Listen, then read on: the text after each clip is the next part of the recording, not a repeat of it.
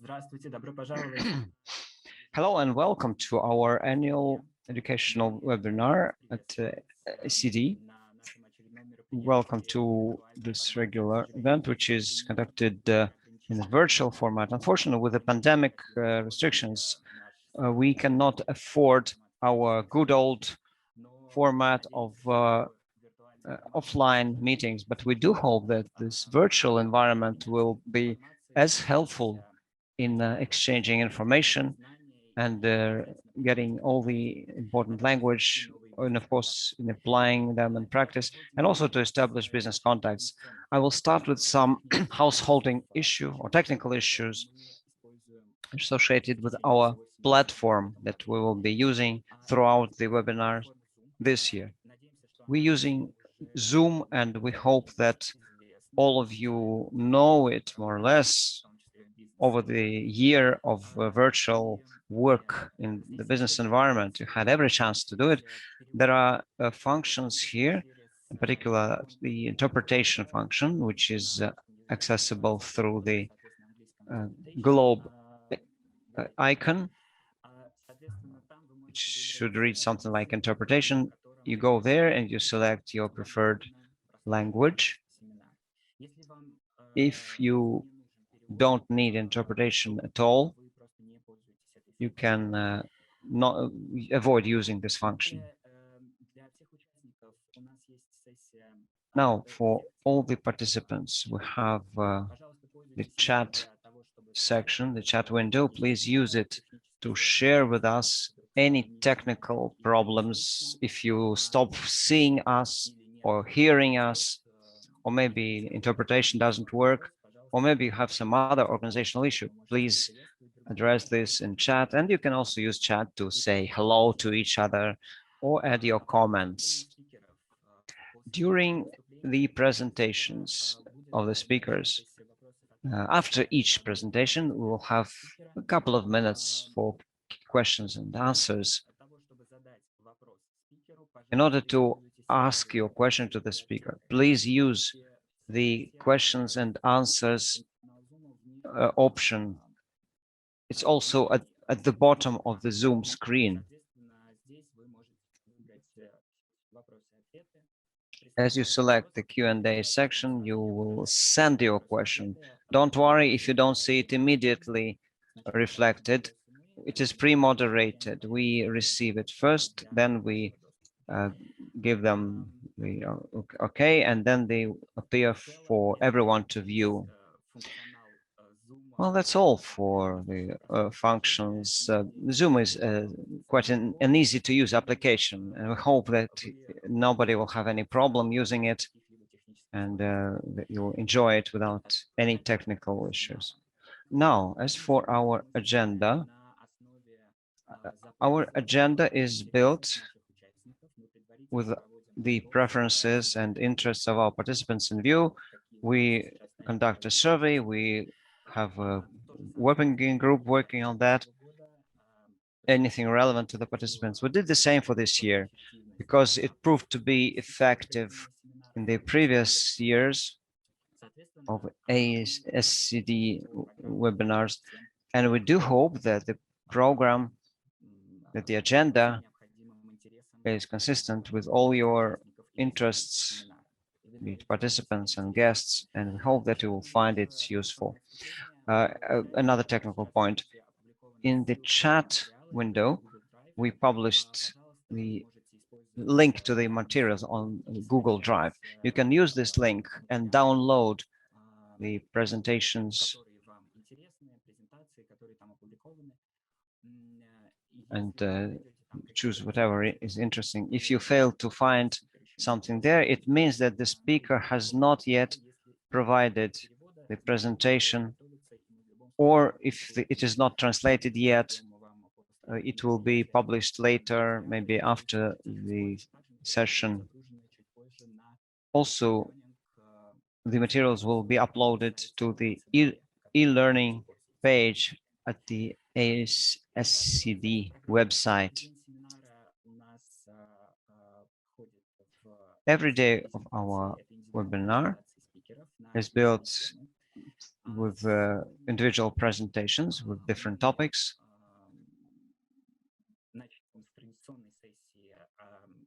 We start with our traditional session, as we always do.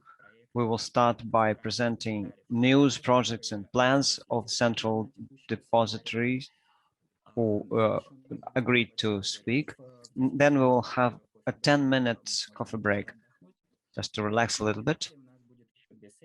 And then we will have 2 more sessions: innovations in post-trading services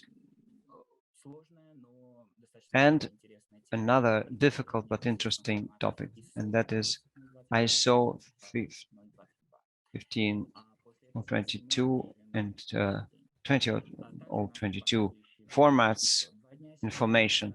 We will have 2 more days, and the agenda is also given to you. I'll just remind you what we will do on every day. I hope I have covered everything. I hope and I wish everyone a fruitful and useful webinar. Please give your feedback in the chat box, in the chat window, so that we know what worked well and what we could do better. So enjoy the webinar. Now I suggest we proceed to our first session, which is introductions. In the agenda, the participants are listed in the succession of speakers, and the first speaker will be from the Korean Central Depository, Helen Chai.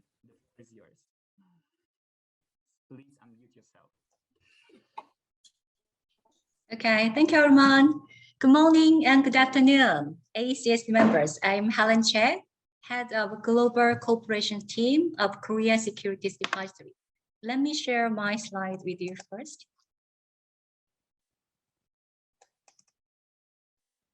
It's not a serious slide.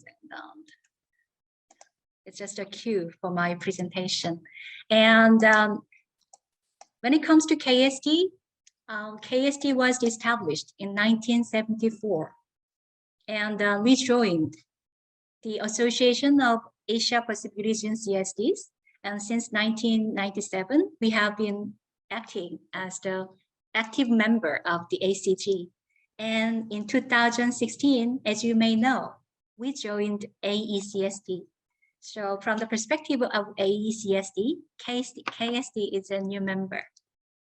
So I hope that personally, I hope that KSD will serve as the bridge between ACG and AECSD, so that the 2 regional CSD associations work together and cooperate together. And going into my presentation's topic is KSD's ARS. And you may think ARS, that is automatic response system.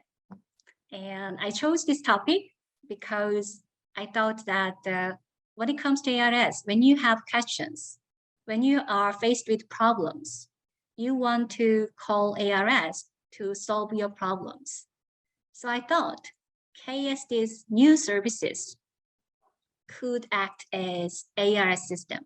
And luckily, and by coincidence, our new services initial match ARS. So I will, in my presentation, I will explain what is ARS.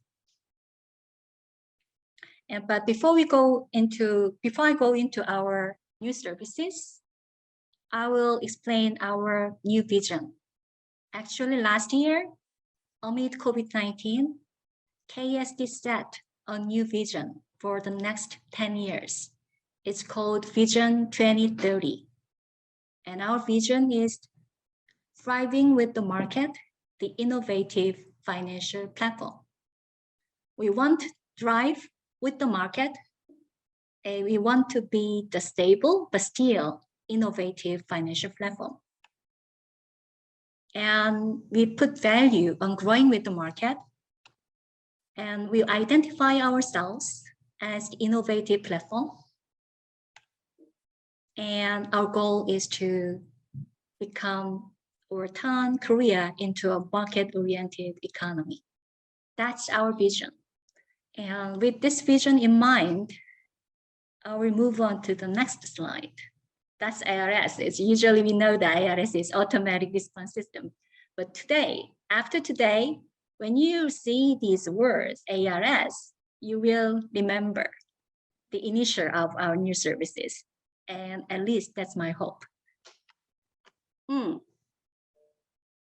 This picture gave me a lot of inspiration about 10 years ago. 10 years ago, I read a book. In the book, the writer said, in order to fill your life with meaningful moments, you should do important things first. And then the next and next. In that way, you kind of make your life complete. And when I read the book, I thought of our CSD industry. And I thought that our core businesses, deposit and settlement at the big stones, and our value-added services like securities lending and borrowing, FundNet, and Ripple transactions as our value and the small stones.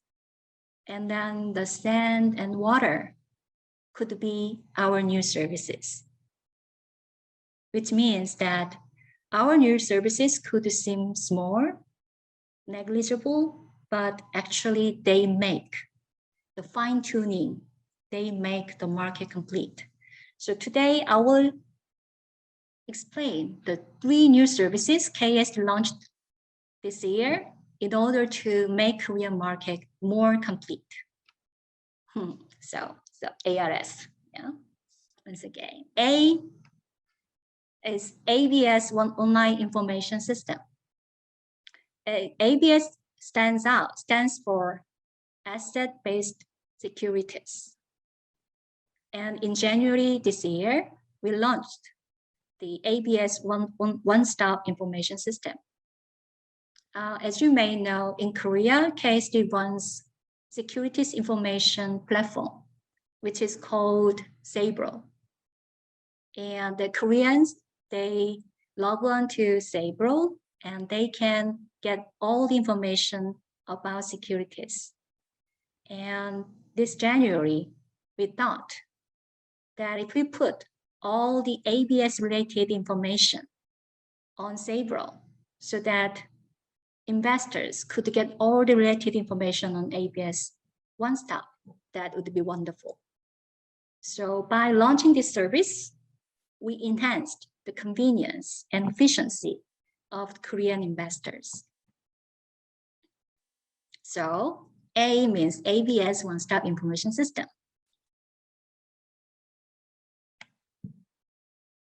All is RFR calculation and publication system. As you may know, due to some scandals, from next year, we will no longer use LIBOR as our basic central interest rate. So for several years, each government and country tried to find their own basic interest, central basic interest. And Korea was no exception. And in 2019, actually, KSD launched our task force to tackle this issue.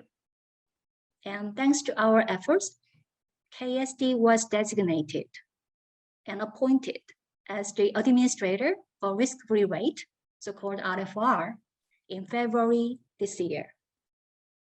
And the KSD calculates and publish sovereign bond and monetary stabilization bond interest rate, and then we publish the information to the public. And we are proud that KSD is the one and only CSD to serve as RFR administrator in the world. And last but not least, SLB trade transaction confirmation system. SLB refers to securities lending and borrowing. And in March 2021, we kickstarted the SLB trade contract confirmation system. When it comes to SLB market in Korea, Korea allows covered short selling. But last year, due to COVID-19, initially the market crashed. So the government banned actually the even covered short selling in March 2020. And when the government decided to reintroduce the covered short selling in May this year, we thought that in order to help out the government, maybe we need to introduce some system to enhance transparency of the SLB transactions. So under this system, all the SLB lenders and borrowers, once they enter into a contract, they put their contract terms and conditions on the system, so that this system enhances transparency, and at the same time, disincentivizes so-called naked short selling, which is prohibited in Korea. So with ARS, ABS, one-stop information system, RFR calculation and publication system, and SLB trade contract confirmation system, I think we have made Korean market more complete, even despite the harsh and unfavorable circumstances of COVID-19. And I think that all of you must have made the same kind of efforts with us. And then I think that today, with the next 3-day seminar, I think we can learn from each other, and with the information we get from this seminar and then in our future cooperation, I think we can make each other's market more complete and perfect. And thank you for listening. Thank you very much. Thank you, Helen. I see the rounds of applause to you. So thank you very much for your meaningful presentation. This is right what we need for the opening. So thank you very much. So see you.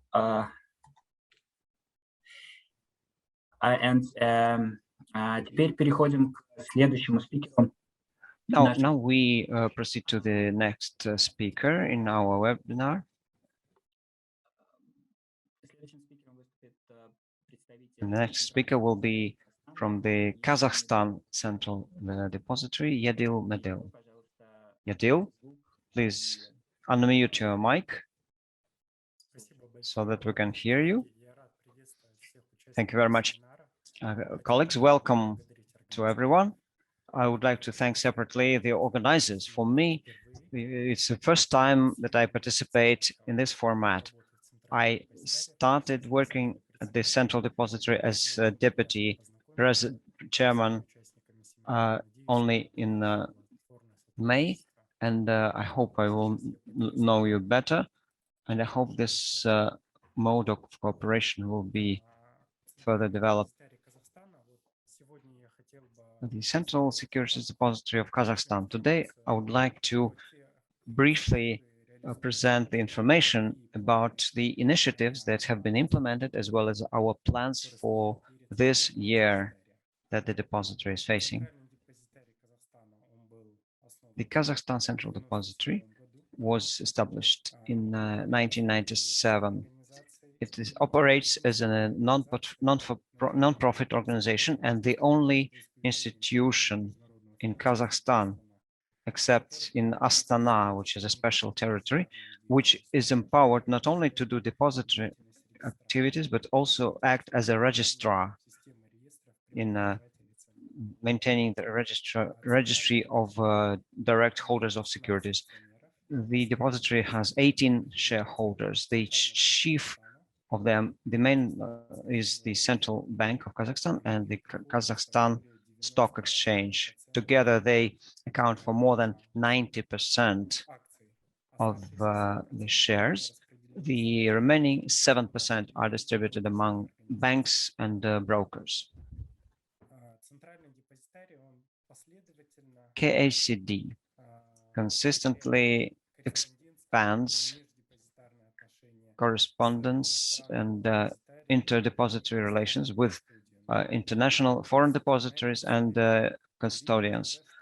On this slide, you see that the main partners are the depositories of the Eurasian Economic Union, as well as international depositories, Euroclear and Clearstream. As for foreign custodians, those include Russian banks, Rosbank, VTB Bank, and others, as well as about 30 global custodians and investment banks who are customers served through the local Citibank office in Kazakhstan. As of today, when it comes to depository activities, we serve 52 clients,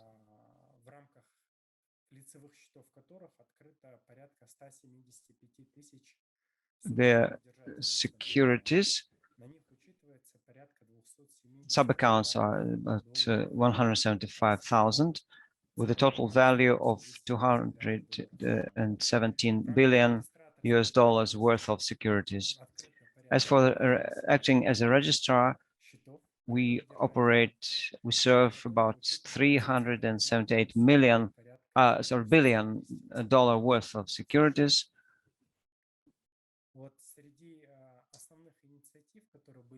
Among the key initiatives that have been implemented, I'd like to especially point on the unification of registrar and depository activities. This consolidation project centered with a centralized depository, these are the two systems put together, the nominee account holders and the depository. This was actually a big challenge for the central depository. The process started early in 2019. Some procedures, rules and procedures and policies were developed further on in 2020. This allowed us to build a centralized center for recording ownership rights to securities. This simplifies significantly the procedures for transferring instruments between the two systems, also reduced operating costs for the customers. As a result, last year, the depository cut its tariffs by 20% for all its customers, both for depository and registrar services.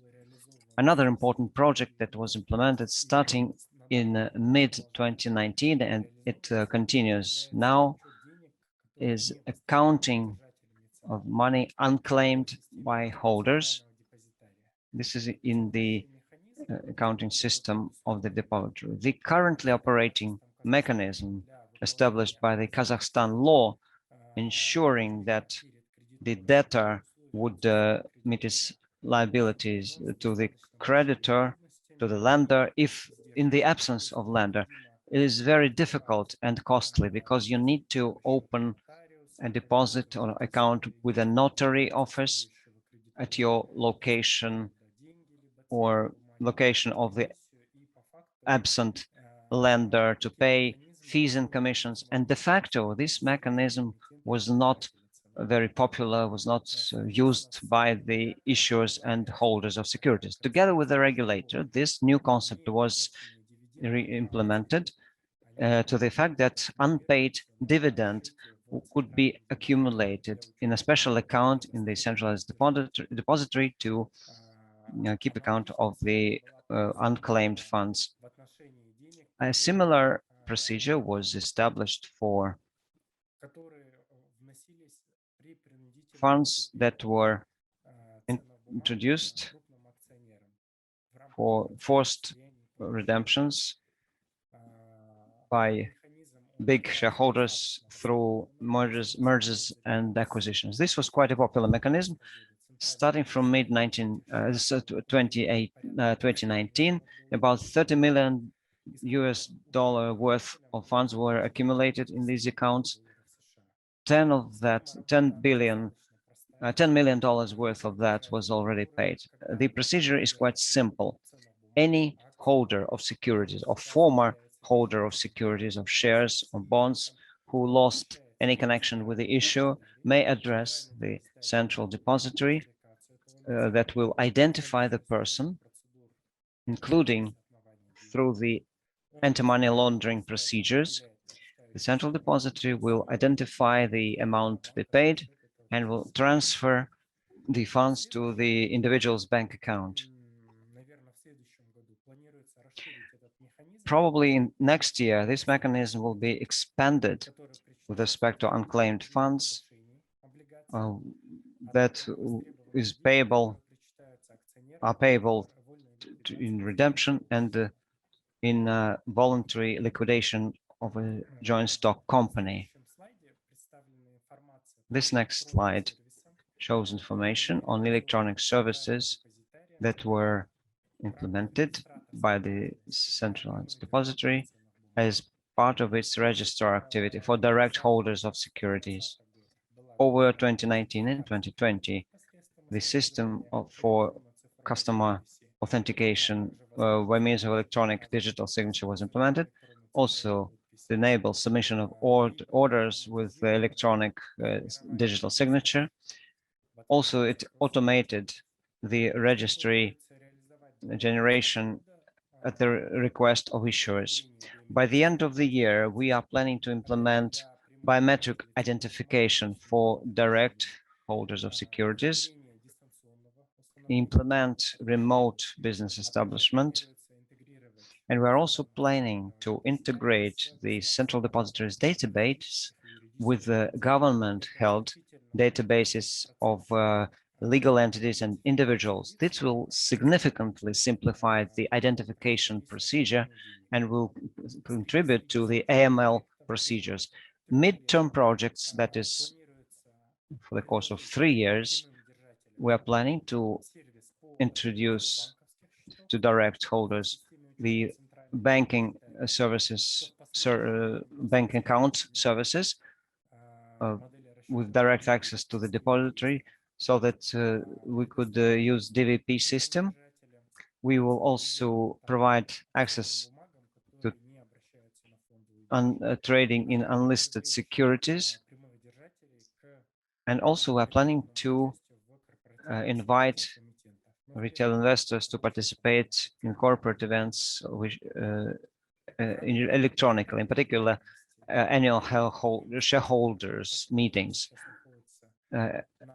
Repository activities. One of the most important projects which are in implementation now is facilitating access to non-residents to central securities depository services. Back in 2013, we implemented the capacity to conduct currency transactions, payment of interest and debt in the Kazakhstan currency, tenge. In 2018, government securities were included in the list of securities in Clearstream systems. Since 2020, this international settlement line was upgraded to the DVP level. I must note that Clearstream is not our direct client, but rather served by the central depository through the Kazakhstan Citibank, as you can see on this diagram.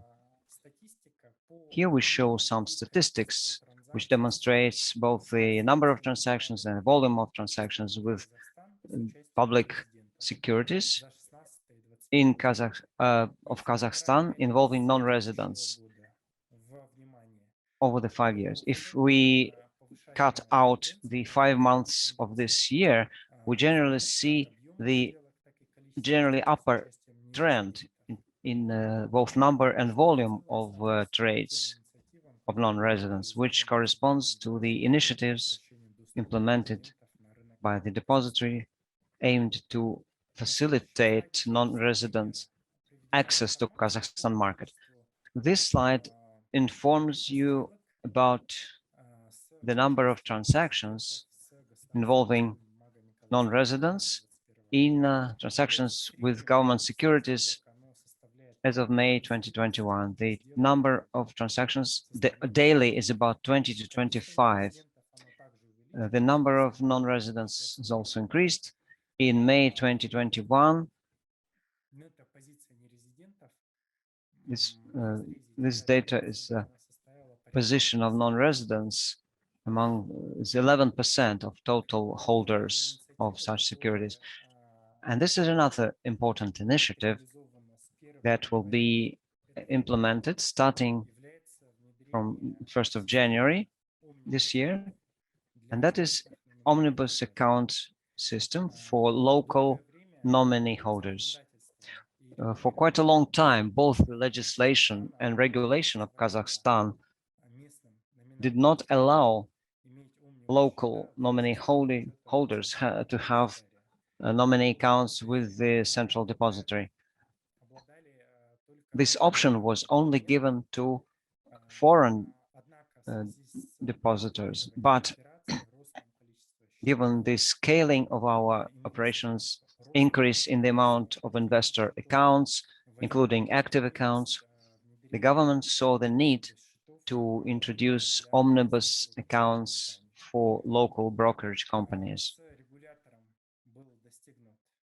We agreed a certain level of consensus with the regulator, and despite the fact that the regulator does not really like to have such omnibus accounts for local nominee holders because it makes the monitoring of suspicious transactions more difficult, and it also makes more difficult to access information about the ultimate owners of securities. Still, they agreed to have omnibus accounts, but under the condition that local brokers will on a daily basis provide information to the depository, information on the movement of funds and balances.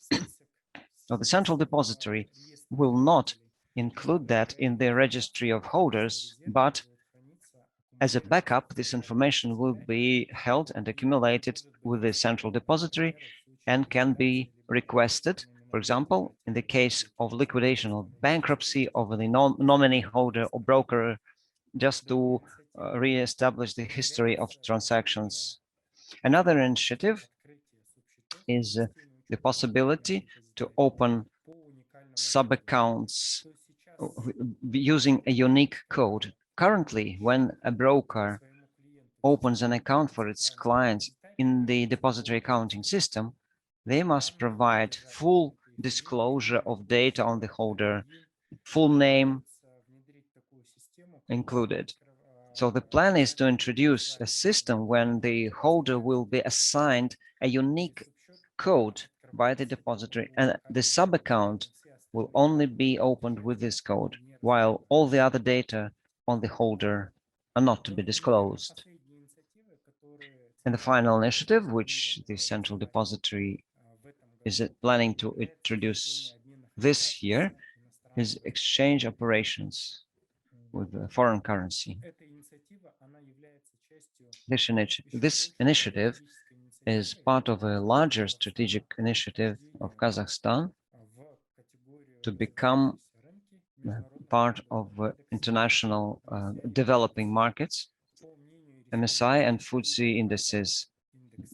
According to indices providers, the Kazakhstan market is characterized with insufficient liberalization. That is, foreign exchange market in Kazakhstan. Investors also point to the absence of the offshore market for tenge and the difficulties in accessing tenge. This is why the central depository is planning this year to obtain a license for exchange transactions and to be able to exercise currency conversion transactions with non-residents when buying securities, paying in tenge, or reverse conversion when securities are sold on the market. Again, this service will be predominantly available to non-residents. This is all my presentation, and I can respond to any questions or comments. Thank you very much, Yadi. Let me remind you that you have the special Q&A section for your questions. We have not questions yet. Whenever we receive them, we will process them and open for answering. The next one is Mirjana Kashakulova from the Central Depository of Kyrgyzstan.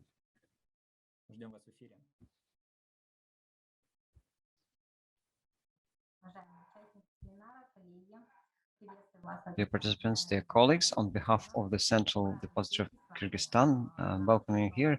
We're happy to meet you at the AESCD webinar.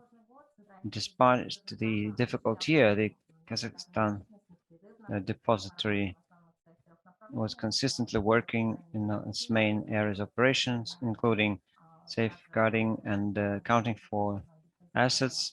Second is operating as key partner, main partner of the Kazakhstan stock exchange. In terms of assets of nominee holders, we experienced growth in volumes despite the difficulties. We observed these processes, and we continue to provide specialized services such as accounting for and monitoring assets of investment funds. As for plans of our central depository, the central depository, as its main strategy, aims to improve its technical and technological basis for providing services, in particular automation of business processes involved in depository activities, improving the quality of information services provided. Currently, the central depository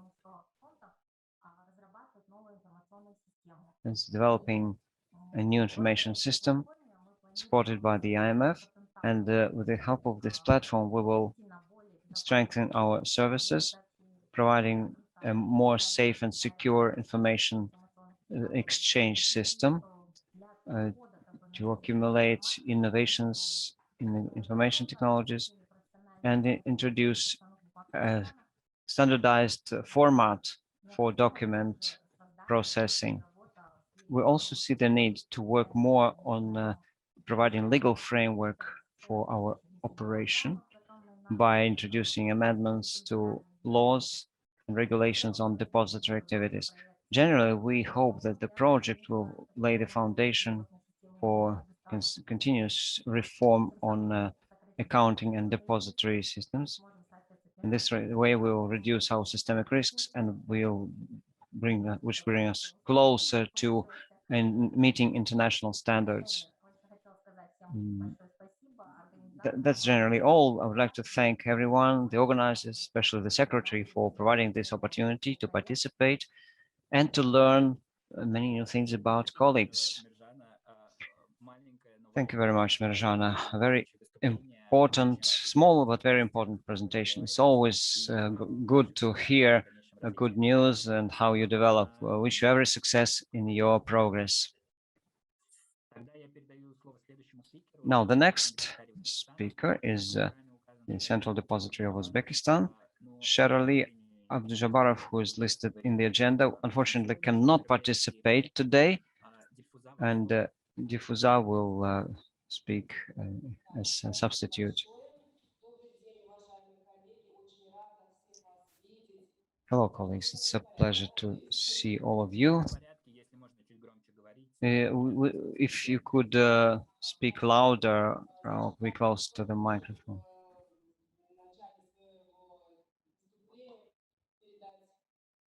First of all, I would like to express our gratitude to the organizers.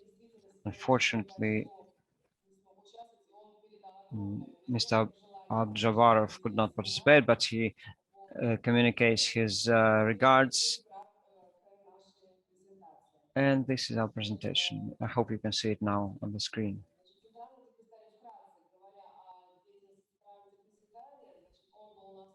Very briefly about the Central Securities Depository. It was established on the 21st of May 1999 by the order of the Cabinet of Ministers. We operate as the so-called state unitary institution founded by the State Assets Management Agency. Our regulator as of today is the Ministry of Finance. Our charter fund is 2.3 billion sums, about $200,000, and the headcount is 63 employees. All our operations as the depository, its main functions are specified in the law, and particularly the law on securities. There are certain exclusive functions which only we can provide, including registration of securities. So any securities which are issued, that is not only corporate securities, are registered with the depository. As of today, about 596 joint stock companies are operating. Securities are ordinary shares and bonds. The market for government securities operates somewhat separately from the corporate securities market. This is a special feature of our capital market. We have been working with the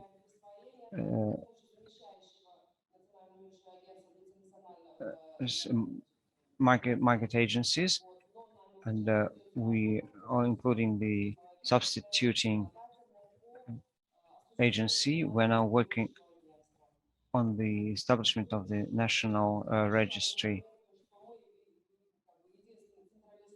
We are the only centralized registrar of shareholders. All the registries of shareholders must be held and maintained through us.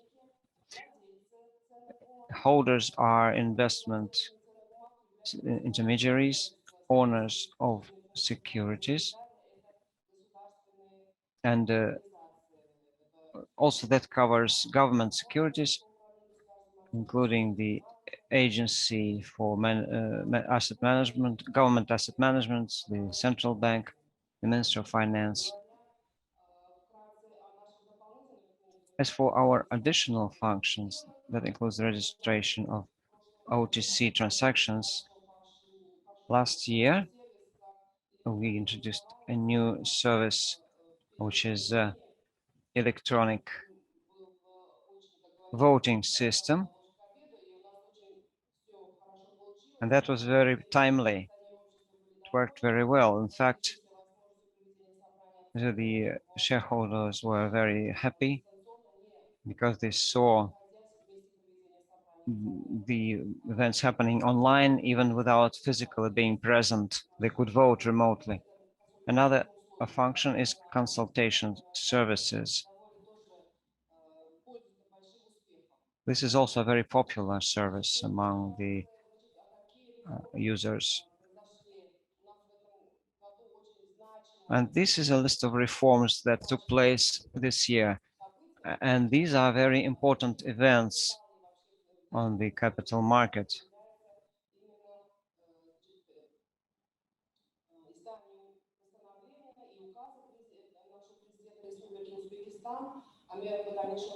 And these were introduced by the edict by the president, and these are measures to reform the capital market regulation. The Capital Market Development Agency was established, and it is now instructed with the goal to develop its strategy. It's a very important document that it took some time to generate, and very recently in April this year, the program for capital market development was finally approved by the government.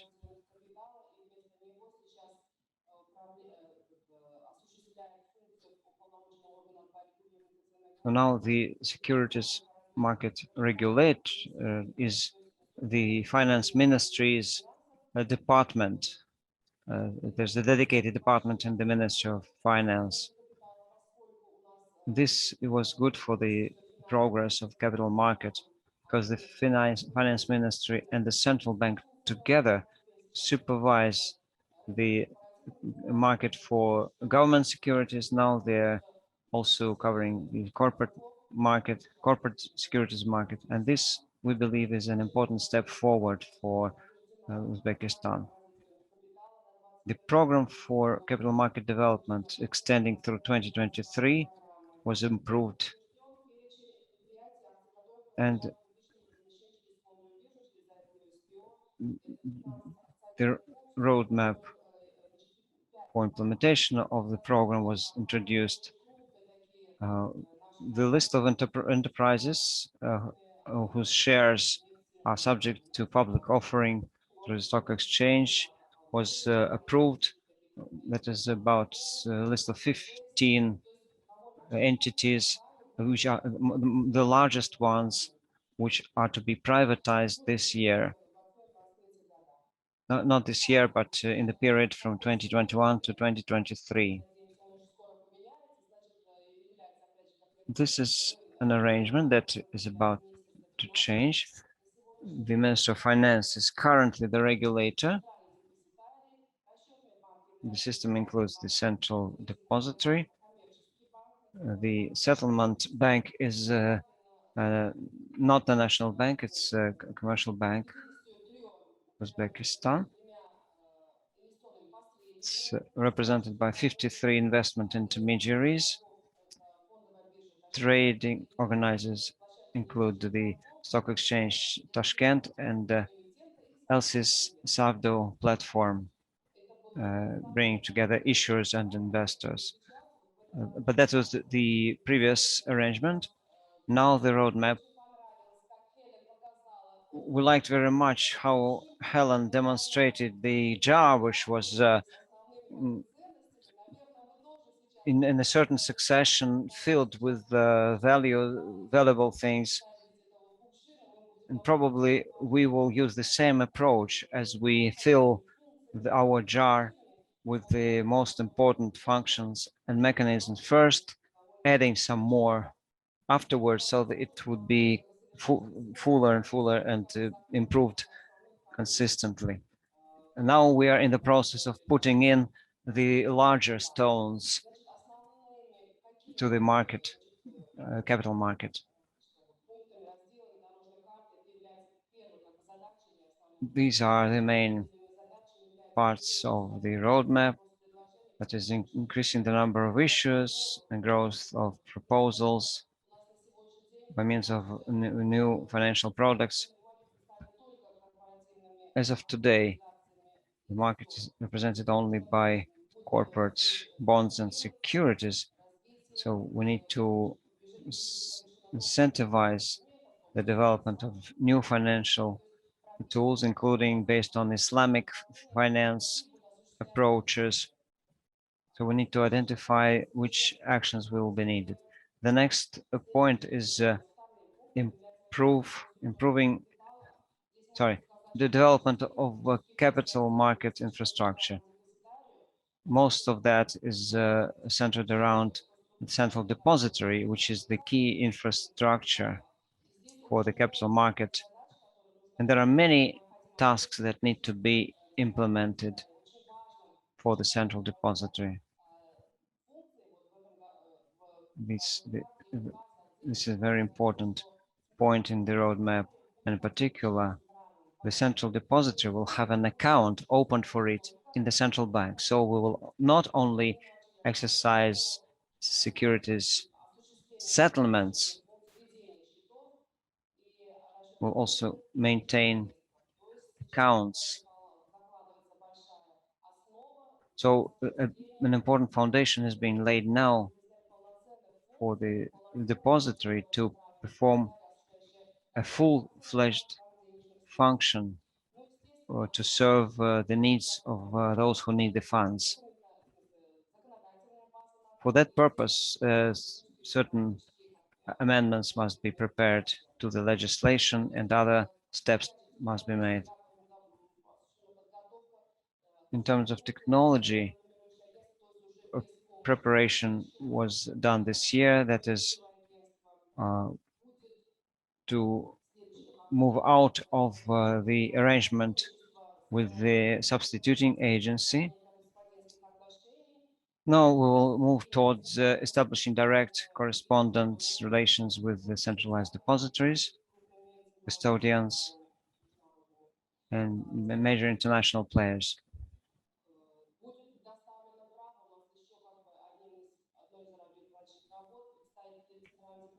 Another big task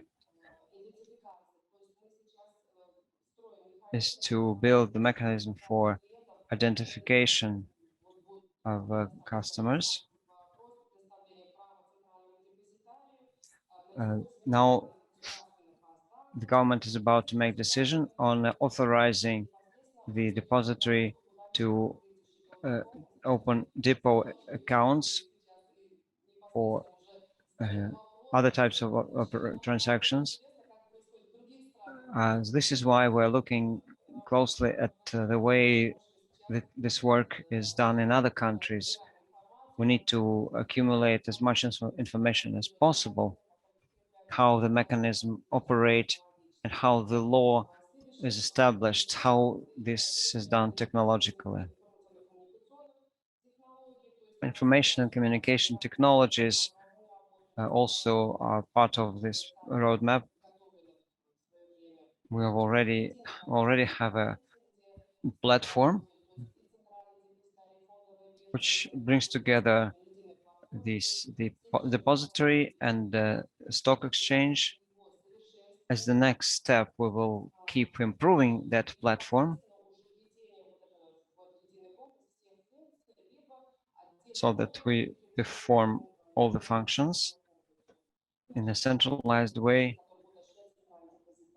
Or maybe there will be additional modules to the traditional functions of the depository. Draft legislation on capital market is now being prepared to also to amend the joint stock companies law,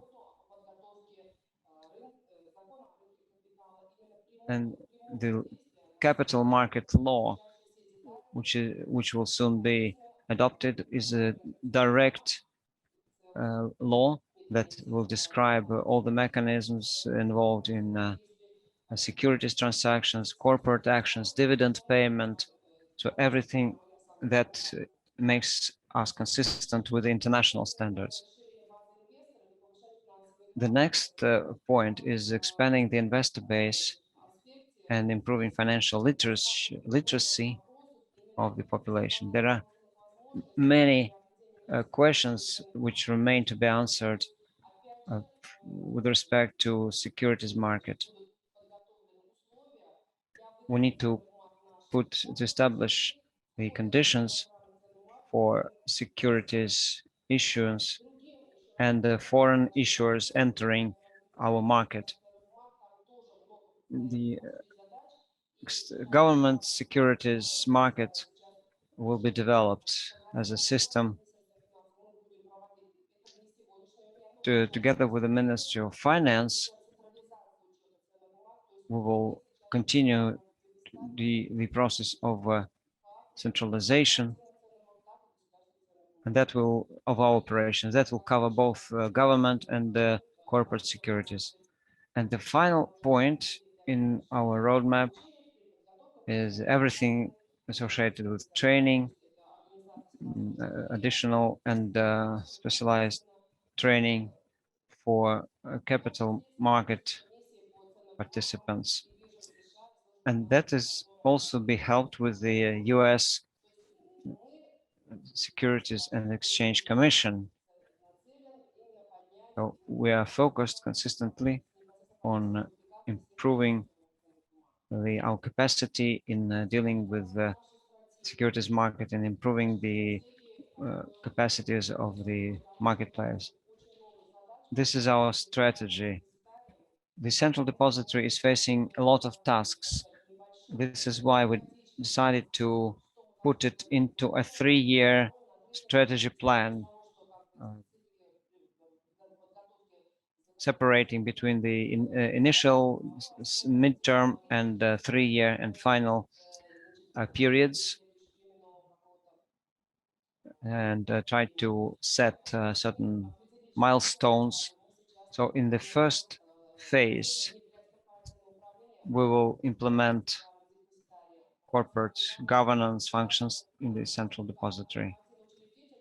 We have only one owner, one founder now, but now we are planning to establish a supervisory board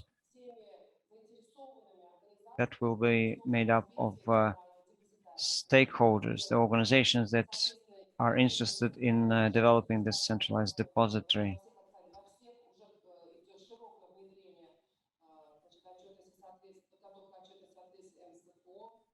IFRS reporting practices are being introduced continuously.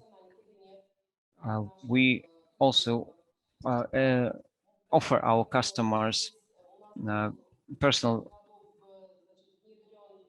user account. Also, e-voting was introduced last year. That is for shareholders meeting. Now we're extending this service to supervisory boards because this function is very much in demand as very convenient. We see that many companies are willing to use it. So this will be a service that will enable members to participate remotely. Next thing we planned for this year is to launch automated information system called AECSD, that is to respond to international inquiries. It will operate self-sufficiently. And another information system being introduced is AML KYC that will allow for identification, and it will be consistent with the digital depository concept, as every transaction will be channeled and classified and processed depending on its nature, be it depository or anything else. There are many technological changes that need to be implemented. Currently, our technical capacity is not sufficient, so the founder has set the task to increase the charter capital, and in the near future we expect to go public, to have shareholders, and the stakeholders include the central bank, the stock exchange, and the commodity exchange. There will be financial intermediaries and commercial banks. In the next phase,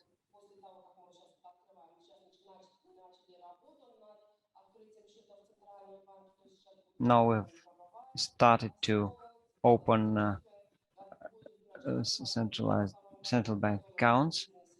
In 2022, we'll have a bank information system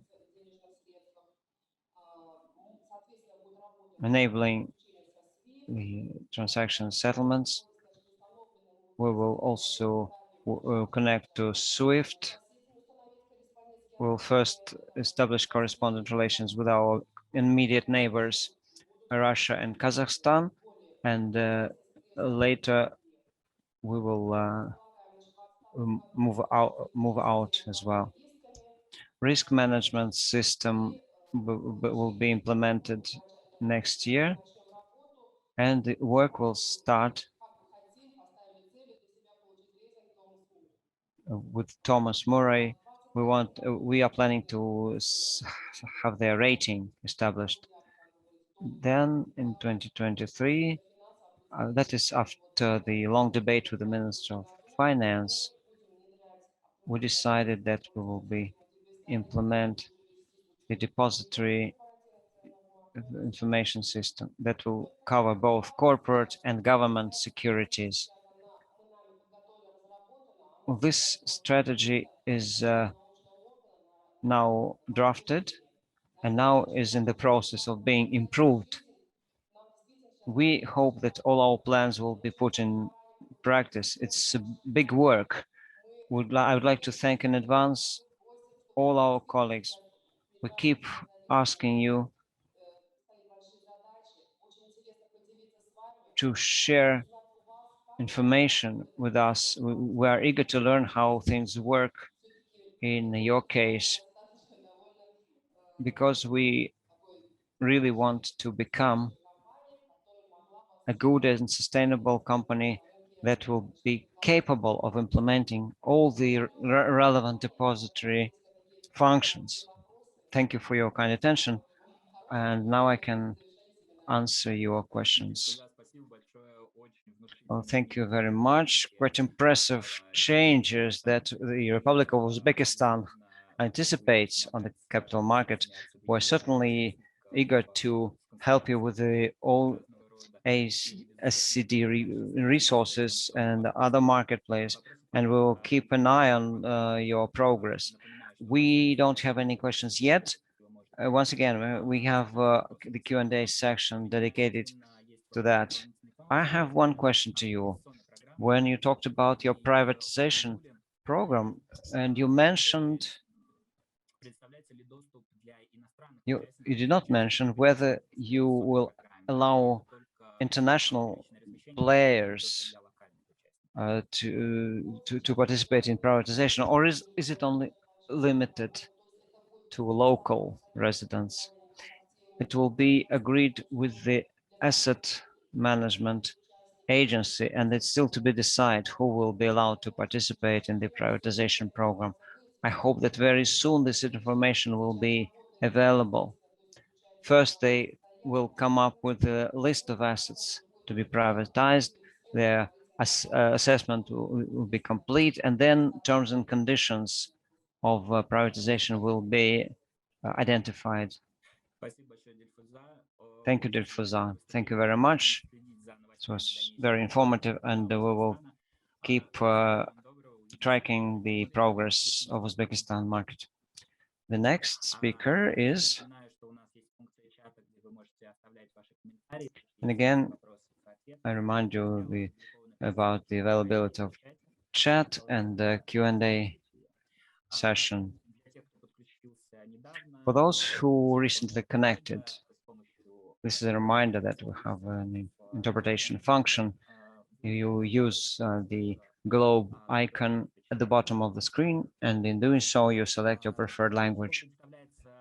Now we give the floor to the head of the Tajikistan Central Depository, Suhrob Mubrashoyev. Suhrob, tell us, how are things? Thank you, colleagues. I'm Suhrob. I'm director of the Tajikistan Central Depository. After the presentation of our Kazakhstan colleague who talked about billions or hundreds of millions of dollars, our figures may not sound that impressive. Well, this is what makes AECSD so valuable.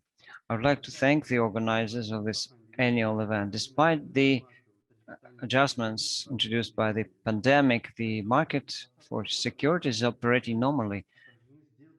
In 2020, more than $80 million US dollar worth of transactions was recorded on the market. Market capitalization is more than equal to about 180 million US dollars. As Islamic finance is increasingly of interest, we are planning to introduce Sukuk Islamic bonds on the exchange based on the agreements that were reached in the near future. We are planning to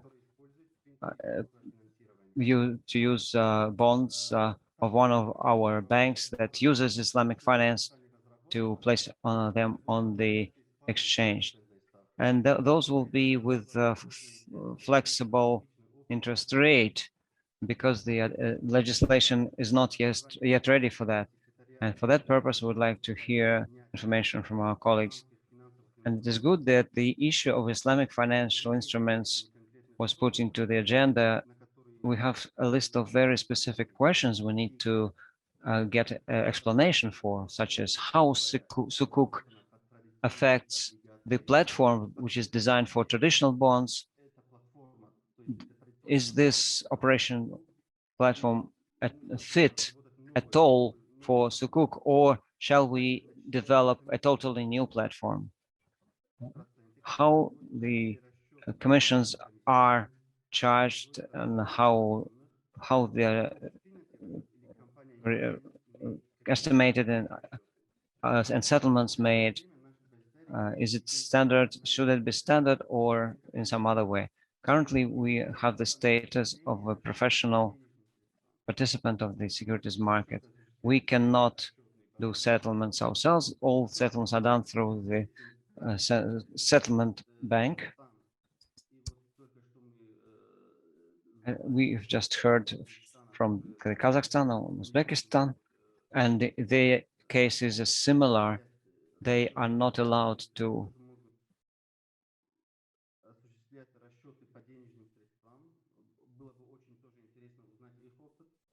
they have experience with settlement arrangements. So it would be interesting to hear how was the licensing process was built in your case.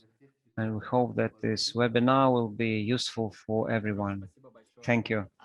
Thank you, Sir Scrub.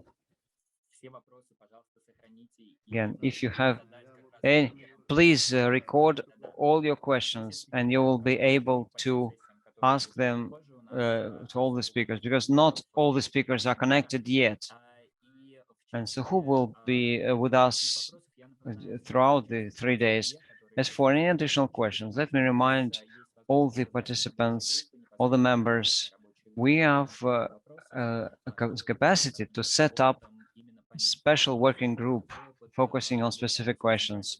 We had this experience for that already when there was an inquiry from Belarus to discuss a remote servicing channel. So we'll be happy to arrange such project-based teams based on your inquiries. We wish Tajikistan every success in developing your securities market. It was a pleasure to see you. Now the next speaker, Central Depository of Azerbaijan, Nazrin Safarova. Dear colleagues, dear Arman, thank you very much. Let me just introduce myself. My name is Nazrin Jafarova. I am International Relations Manager at the National Depository Center of Azerbaijan. And first of all, I greet all of the participants and thanks for the speakers just tell to me for their presentations. And let me just share my screen and to switch to our presentation.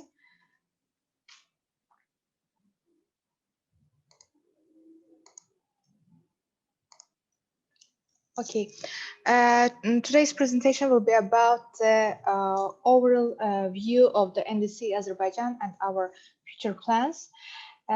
Just to give a short brief information that National Depository Center of Azerbaijan was established in September 1997. And the important change became in 2015 when the securities market law was adopted in our country. And according to this legislation, NDC became a single central depository in Azerbaijan, and it was re-established as a non-profit legal entity. Currently, there are the investment companies and the settlement agents, which are the participants of our depository system. The investment companies, they are the brokerage companies which renders the investments, different investment services, and currently the number of them is 11. And the settlement agents are the settlement members of NDC. And as you already know, NDC is one of the co-founder of the AECSD. It's also member of ANA and also ISSA. Regarding the NDC services, as a central depository, the most important service is about the depository service, which encompasses the safekeeping of the securities, also the opening of the depot accounts, and other services. The registry service is very interlinked also to the depository service, and it covers the keeping the records about the account holders, also the services related to the organization of the shareholders meeting and other. About the clearing service, I would like to mention here that NDC as a central depository performs the clearing service, and it performs it without getting any appropriate license. Also, the trustee services in this area, NDC acts as a collateral manager regarding the secured bonds, and if obligations related to secured bonds are improperly implemented or fail to implement it. In this regard, NDC exercise its right to satisfy bondholders' demands. And National Depository Center is the national numbering agency in our country, and it's gained its competence while being a member of the Association of National Numbering Agencies in 2006, and it gained its competence to allocate the ISIN codes to the securities issued in Azerbaijan. And also, NDC is can perform its paying agent service, and in this area, it's responsible for calculation and distribution of the coupon payments or dividends.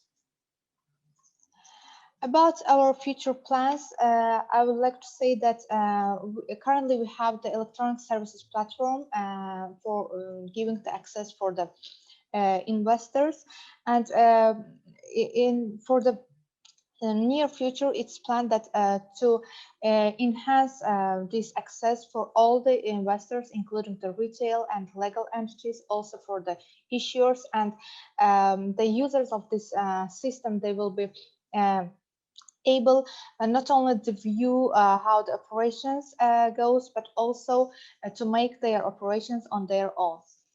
The second one is about the introduction of the new services in our CSD, and we are in the process of the research and development of the process in this regard. And I would like to mention the electronic voting system, which became very up to date regarding to the COVID pandemic. Also, and in also the securities information management. Actually, this service, we were very interested in this service during the workshop with the KSD in March this year. And actually in this we are very interested in providing the events such as today's seminar, or be it other events, be it at bilateral or multilateral level, because these events very beneficial and contribute to explore new services and to implement the best practices in our organization. Also, we are in the process of the enlargement of our external relations, and we have now we keep the ongoing negotiations with different foreign CSDs and custodian banks on opening nominee holder accounts at those institutions, and also vice versa, that the foreign custodians or foreign CSDs, they open nominee holder accounts at NDC. as well as the development of the email compliance system is one of the important issues that we are planned for the future, and it's planned to implement the electronic identification system and also to establish the automatic sanction screening, also encompassing both a customer screening and also transaction screening. And last but not least, this part of my presentation will be about the overall developments in the Azerbaijani capital market. And the first thing, it's about the enhancement of the innovative legal framework, such as some different aspects were changed, and it should be also enforced by the legislation. And in this regard, the respective amendments to the securities market law is planned. Also, the creation of the modern market infrastructure. In this respect, I would like to highlight that it's planned that the commercial banks will be able to directly access the securities market without any intermediary of the brokerage companies. Also, the electronic securities issuance process is ongoing. And about the improvement of the market support, it's worth highlighting that in this regard, the favorable tax and tariff regime for the capital market and the development of the privatization program for large state-owned companies. Thank you very much for your attention. Thank you, and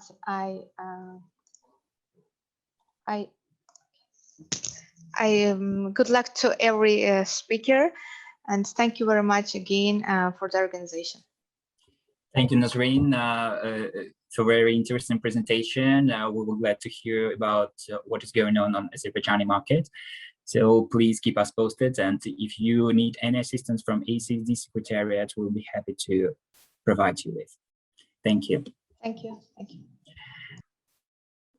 Мы переходим к следующему спикеру. Следующий спикер. Now the next speaker is from the Belarus Central Depository, Onega Nabeshko.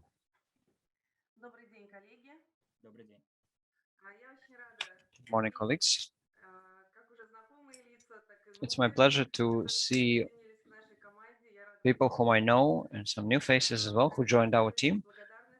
I would like to express my gratitude to both AECSD and NSD for organization. Of course, it was always a pleasure to meet personally, but there are some advantages to remote work. In fact, de facto, we meet more often and there are more people that can be involved. But of course, in such a difficult time, you also save on your travel expenses. So anyway, thank you for this high quality organization. Let me say a few words about ourselves.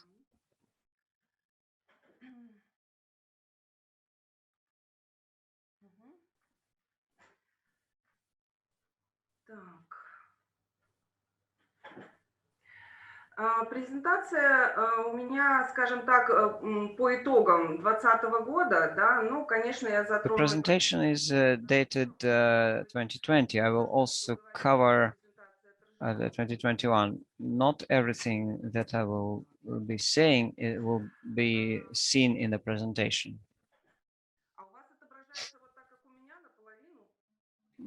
Do you also see only part of it? Yes.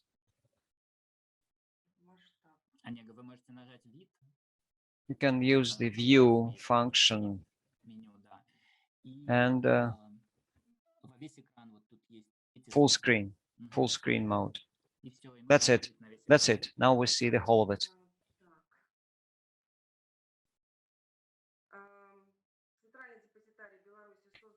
The Belarus Central Securities Depository was founded in 1995. So last year we celebrated 25 years.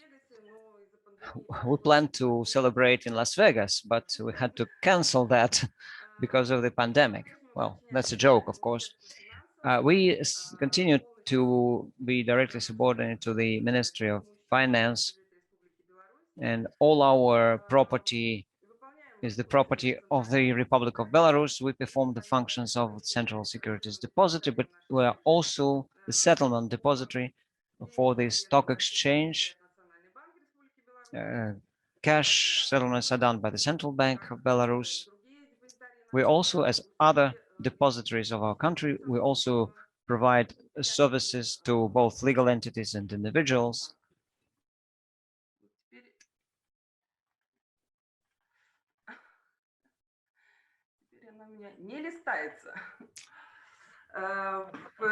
Так тоже подойдет. Все удобно. Yeah, that worked, really.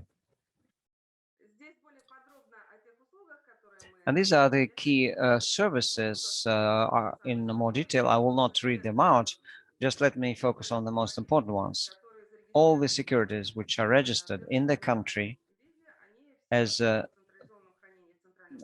non-certificated are kept in the depository.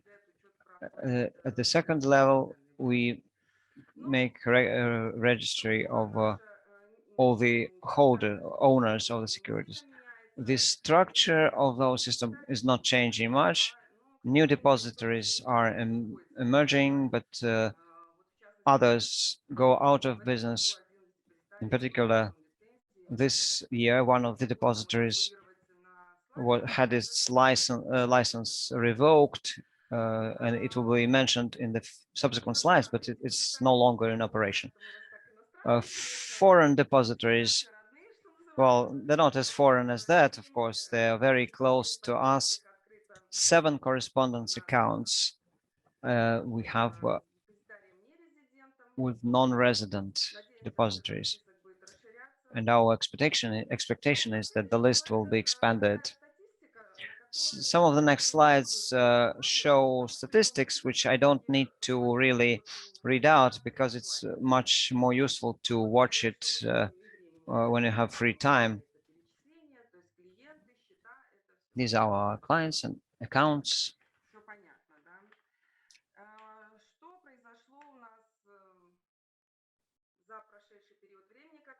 And this is what happened over the time since we met last. Of course, the year was very difficult. In our country, it was made even more difficult because of some internal and external influences, which made international cooperation even more difficult. Nevertheless, we managed to become a full member of the Association of National Numbering Agencies. Until that, we had the partner status. Now we have full membership.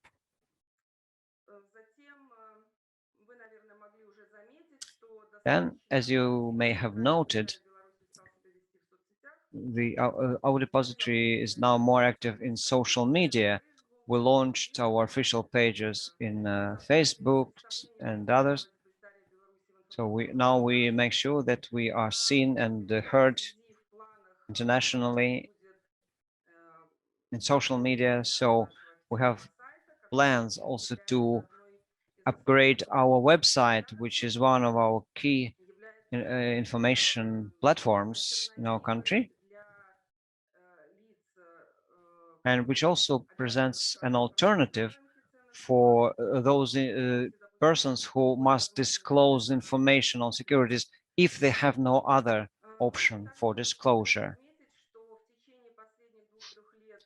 Over the last 2 or 3 years, the regulations and legal framework for investment shares issue and accounting was under preparation. And in 2020, the Central Depository put into place the technical capacity for that purpose through the Central Depository. Physically, such securities have not been issued yet, but we expect in the near future to have them.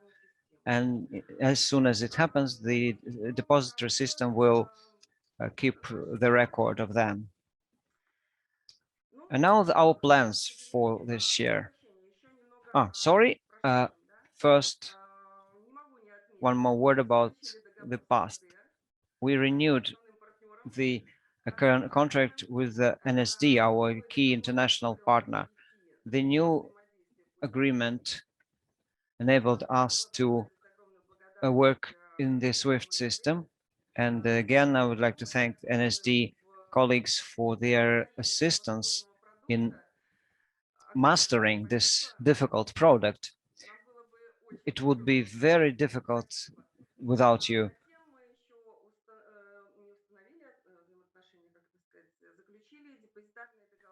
And we also entered into depository agreement with the European Development Bank.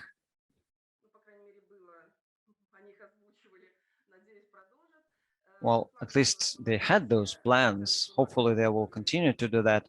And that is to issue securities in Belarus under the Belarus law, and they will be also placed here. So we entered into agreement with the European Development Bank as issuer.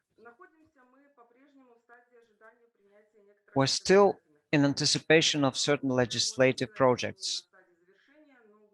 We can say they are almost complete, but so far they await approval. That is, particularly the securities law.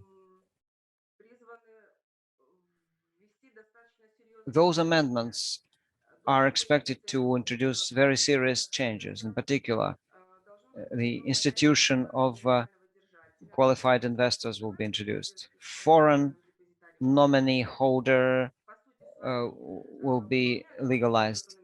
In fact, we keep accounts which function as nominee accounts, but the term foreign nominee is a term which is more conventional for such foreign holders. The anticipated law or presidential edict will also broaden the line of products that will be offered on our local market. It's still in the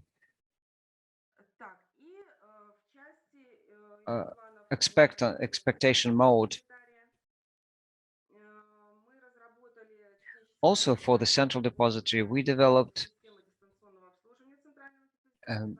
terms of reference for remote and electronic service systems development as much as it is possible under the present conditions. At least we are planning to take every effort we can to make it happen. That's all on my part. Thank you for your attention. Thank you, Onega. And on our side, we would like to stress the effective cooperation between NSD and the Central Depository of Belarus. We are happy to use a new format of cooperation, which is much simpler, much easier, and we hope that our cooperation will be even more fruitful in the near future. Thank you again, and we will wait for more news from your market, and we'll keep in touch. And now to our next speaker.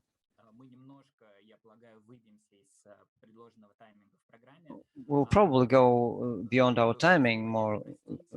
Please forgive us for that. Armenia, Levon Krekchan, Central Depository of Armenia. Hello once again, colleagues. It's a great pleasure to see and hear all of you.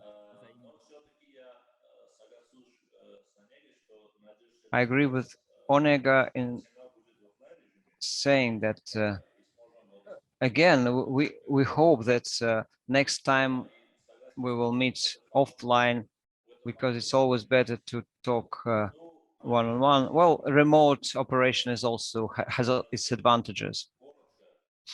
And now I'd like to briefly describe our operation. There are two parts in my presentation. I will start with some general information about our group, AMX. This is the Armenian Stock Exchange and the Central Depository of Armenia. This is a brief description of where we are and where we are going. And our mission or our future, these are technologies that we're using. Depository services, including, and we are also custodian for Armenian investment funds and pension funds. Colleagues at the exchange use Quick software and PRTS Plaza that will soon be put into the Twitter mode. These are the financial instruments which are traded and services provided by the Central Depository of Armenia.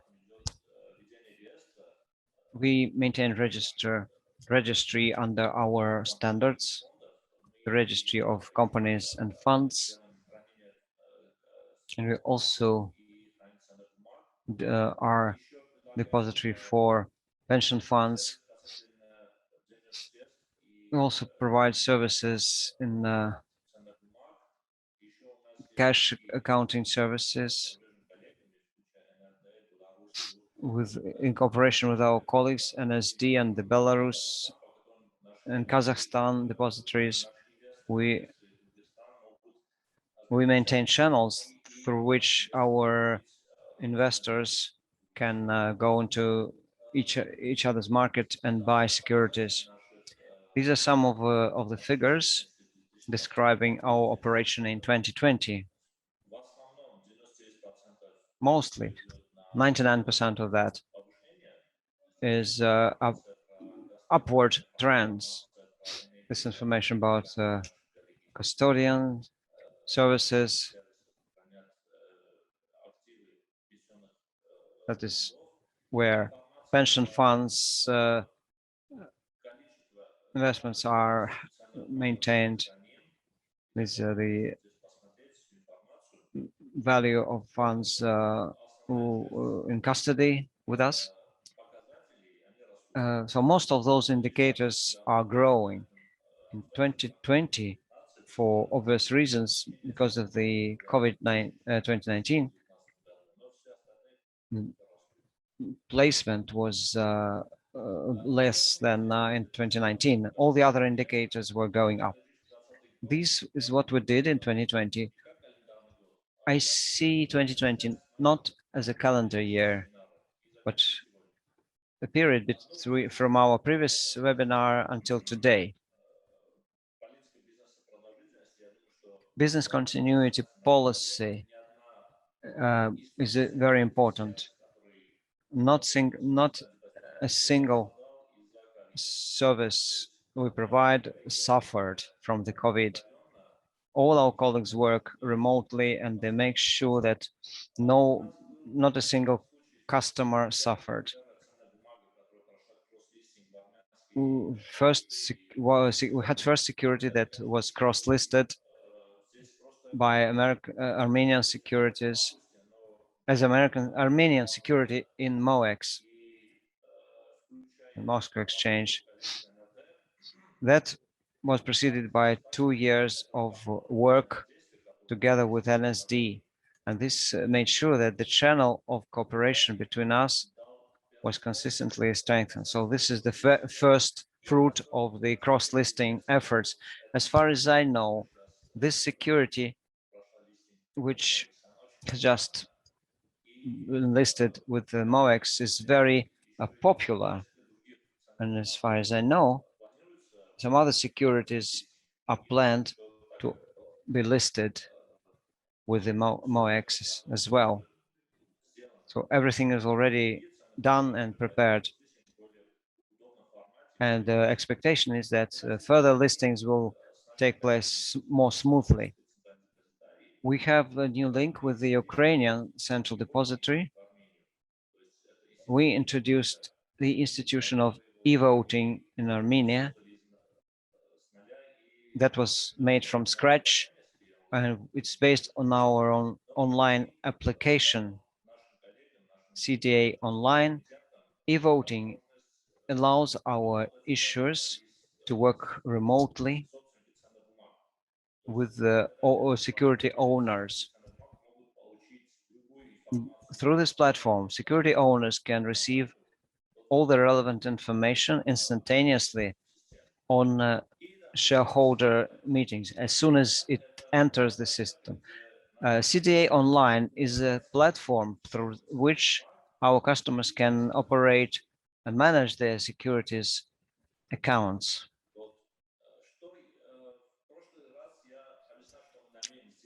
Last time I was explaining what we were planning to do. Now it is all online. You can download the application and you can work with it. This is an investor platform. Investor can activate their accounts, see their online balances, and those transactions are paid to the communications operator. They can exercise e-voting, so there's a big spectrum of services. But we go further than that. As a development of this service, we are planning to add certain corporate actions so that the customer would see this information whenever they enter their accounts. They will see what has happened with the security, say in the course of 1 year, which corporate actions took place, which coupons were paid, etc.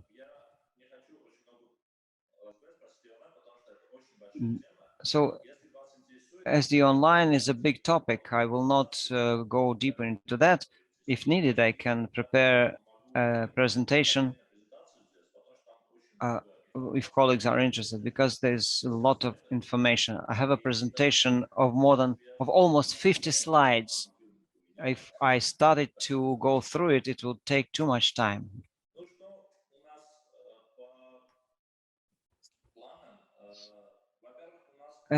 Something about our plans.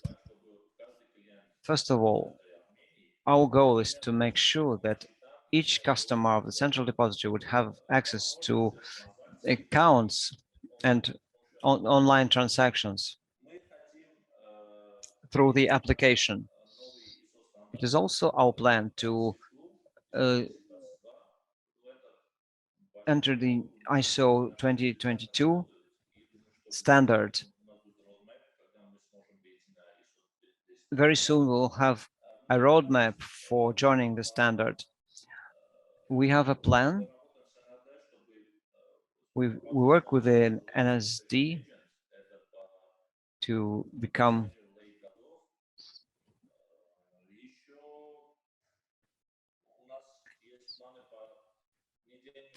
a code agent. Also, we have plans for repoed accounts and CCP as well. CCP is associated with substantial expenses. So this is maybe a matter of more distant future. Also this year, we have a lot to do in terms of automation with the regulatory bodies, so that any inquiries will be responded to automatically.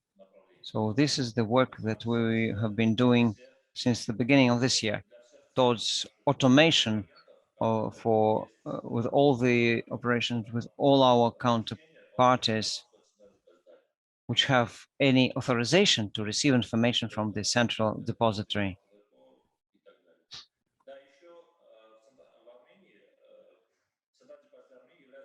The central depository of Armenia is centralized custody of government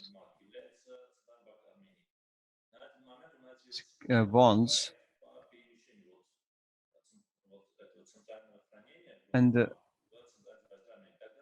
well, currently it's the function held by the Central Bank of Armenia, but this function will be held over to the central depository. We are in the process of implementing that change. Thank you. Thanks, Levon. very briefly, very consistent and concise, and we do hope that thanks to the interaction and cooperation between NSD and the Armenian Central Depository, we will have more securities in custody and the flow will be growing. As regards your electronic service presentation, yes, it would be interesting to hear that. We can discuss it later, and maybe we can launch some special meeting for anyone who is interested.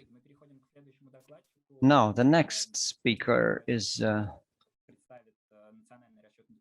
representing the National Securities Depository, National Settlements Depository, Svetlana Kalinina from Russia. Can you hear me well? I am Svetlana Kalinina, Correspondent Relations of the National Settlements Depository. I'm happy to see all of you, even though remotely.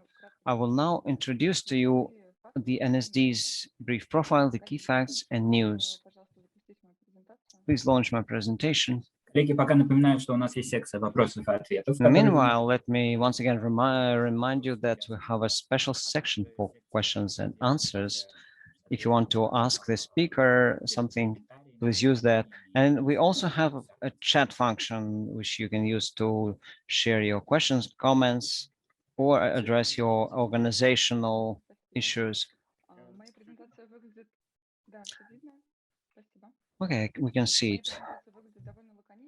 Well, this presentation may look very short, but I will describe it in greater detail as I go. The NSD is part of the Moscow Exchange Group. The 99.9% ownership is still Russia's largest central depository in Russia, CIS, and the Central Europe.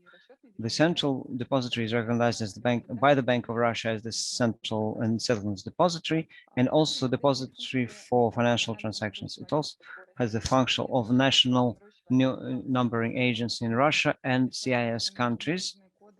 It also assigns international codes and identifiers for the international financial operations. We have accounts with 8 countries and correspondent accounts with the largest foreign and Russian banks. We serve securities from issues from more than 40 countries. The volume of assets in custody last year grew by 21% and is currently 63.6 billion rubles. That is about 876 million US dollars. Our main business is, of course, depository services. Apart from that, there are 5 areas which NSD is developing in parallel. Next slide, please. As a central depository, NSD also has the license of a credit institution serving cash multi-currency accounts of customers. Our payment system is recognized as of systemic importance, of national importance by the central bank, and second in size in Russia after the central bank. In 2020, compared to the previous year, the volume of Russian currency and foreign currency operations grew by about $4.3 trillion. In 2020, NSD switched to the SPP system, quick payment system of the Bank of Russia, allowing customers to implement quick and safe B2B and B2C payments, in particular when funds need to be set with broker accounts. The recipient identifier is currently the telephone number, and this is possible even if the counterparties have accounts with different credit institutions. The NSD can, the system can also implement instantaneous payments for goods and services 24 hours a day, also including payments for with QR code. This year, our plans include launching B2C payments as we expand the quick payment system. And also the bank client will be replaced with the web account, web page that will improve settlements and will add value to both existing and new customers. Substantial securities collateral enabled us to also implement collateral management services, including in repo transactions. Mostly the users are central bank as the Federal Treasury. The repo transactions with our collateral management was about $33 billion US dollars. That is a $5 trillion rubles increase since the previous year. The OSD also plans to further develop liquidity management platform covering new segments of the financial market and also continuation of some new infrastructure services and improving clearing technologies and the repo service of global loans. Expertise in creating accounting platforms allowed us to also launch the trade repository. 2020 demonstrated substantial growth in the number of transactions registered by AECSD repository.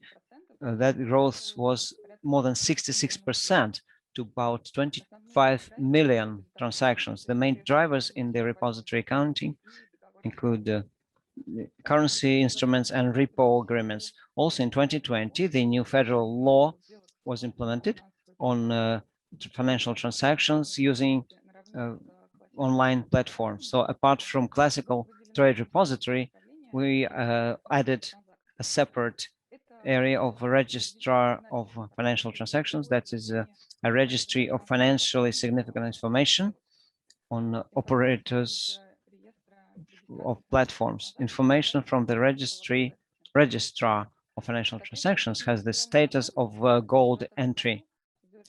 Also, under the same law, in 2020, we completed infrastructure for the registration of financial transaction as the key marketplace element. Marketplace of the Central Bank of Russia is a project to establish a retail distribution system for products and services. With the help of this system, individuals can have online 24 hours a day access to financial products and services which are offered on the Russian financial markets. Also in 2020, by the financial transactions registry added a function to accept reporting documents on all financial transactions. Implementing the functions of the depository, the payment system, corporate information center, NSD also accumulates and structures a lot of other information, which enables it to create and offer to the market analytical products. We also have a center technology services and IT infrastructures. We have partner programs and we made steps to ensure high level of data security. NSD is a certified SWIFT bureau on the Russian market with full access to most services and is responsible for interaction with the global network. We also continue to develop the Transit 2.0 project. This is a system that we developed to ensure financial information exchange between corporates and banks to automatically exchange payment and other documents, including ISO 2022 format documents. Also this year, in 2020, NSD became the first organization in Russia which became the service bureau for the SPP system of the Bank of Russia. This is an alternative channel to transmit messages for financial information. This bureau's status allows corporate and financial customers to have technological access to the system with maximum speed and without extra cost. The development of this alternative system will become one of NSD's priorities for 2021, also covering CIS markets. Also this year, we're planning to integrate the integration between the system of financial messages and the 2.0 project. All these initiatives are supported by the appropriate technology base and a very clear definition of our mission and strategy. In our strategy extending through 2024 includes 3 pillars: the settlement and custody infrastructure, our key business, new services and customs segments, and data assets. As settlements and custody infrastructure, our strategic priority is to maintain and further develop NSD as the central depository and the regional leader on the post-trading services market, integrated into the global financial market, not only in the East, but also in the West. Development of new services and client segments, customer segments, implies development of new products in the traditional segments, B2B, creating of accounting and settlement services for marketplaces and settlement platforms.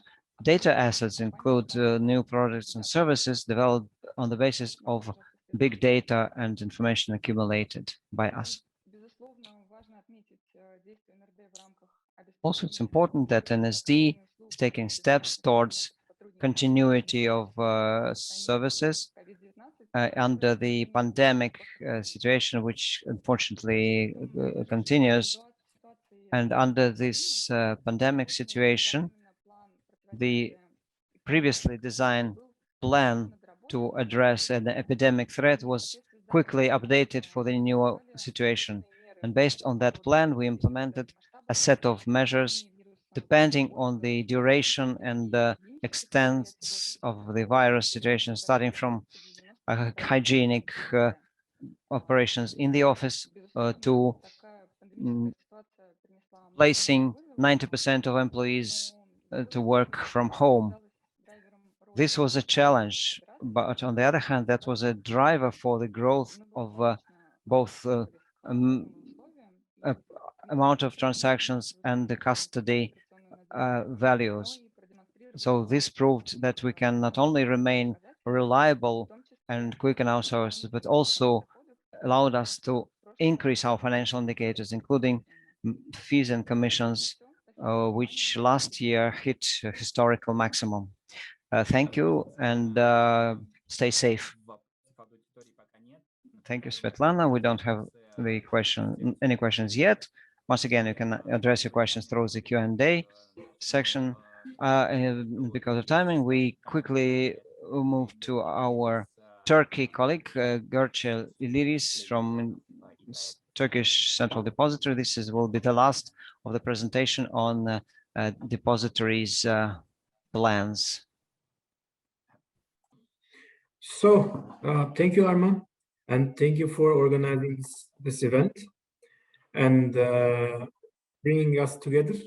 It's always nice to see all these friendly faces. Unfortunately, we are not together in person, but hopefully we will be together in near future. And since I'm the last person who is sitting in between the coffee break and the session, I will rather be quick and share my information as quick as possible. But if you have any questions, please do not hesitate to stop me and ask. Now, as you know, MKK is the central security depository of Turkey for all dematerialized securities, and the market is fully dematerialized. We are operating a beneficial owner-based system with the opportunity to open owner's accounts, but this is only for the foreign institutional and foreign funds at the moment, which I will be going into detail during my session tomorrow. And also, MKK has an R&D license, which helps to develop in-house projects. And for all of these projects, we can have fund support from our government.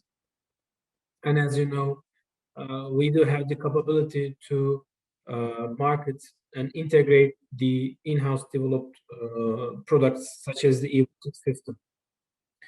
We have a direct link with OKB, the Austrian CSD, for the dual listing of an Austrian security.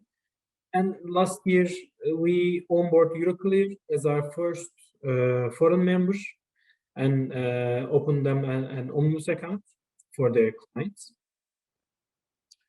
And we operate at a trade depository, which I will touch base on my next slides. So what we did last year is we grouped or categorized our core services under 4 main topics. These are depository services, trade depository and reporting services, corporate governance services, and investor services. I'm responsible for the corporate governance and investor services, as well as the international relations of MKK. So we had a slight change in our organizational structure as well.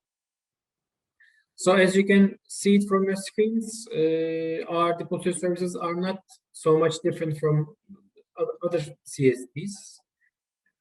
Only the crowdfunding and the bearer shares registry system services are pretty new ones, which I will talk more on my next slide. Trade depository services, this is established 2 years ago, and the main aim is to provide transparency and easy access to all information regarding the derivatives transactions that took place in capital markets. Then there is a breakdown in the T+0 and T+1 reporting, as well as the fixed income reporting. I'm not going to go into details of these reportings because they are very tailor-made to Turkish market.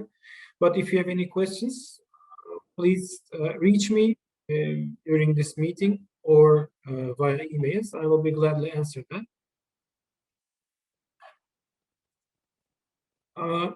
Coming to the corporate governance services, I believe most known of these services are the PDP, the Public Disclosure Platform, and EGEM, the Electronic Genomic System. These are all our in-house developed services, which are in use for nearly more than 10 years now. And we have huge experience and knowledge in this area. And maybe you heard we had the opportunity to customize EGEM system to Africa in 2016 to 2017, and then to Indonesia, наверное, о том, как разворачивались наши системы электронного EGM-системы в некоторых странах Африки в 2007 году и в Индонезии. EBDS, which stands for the Также Electronic Board of Directors еще одно понятие. EBDS – это электронная система проведения советов директоров.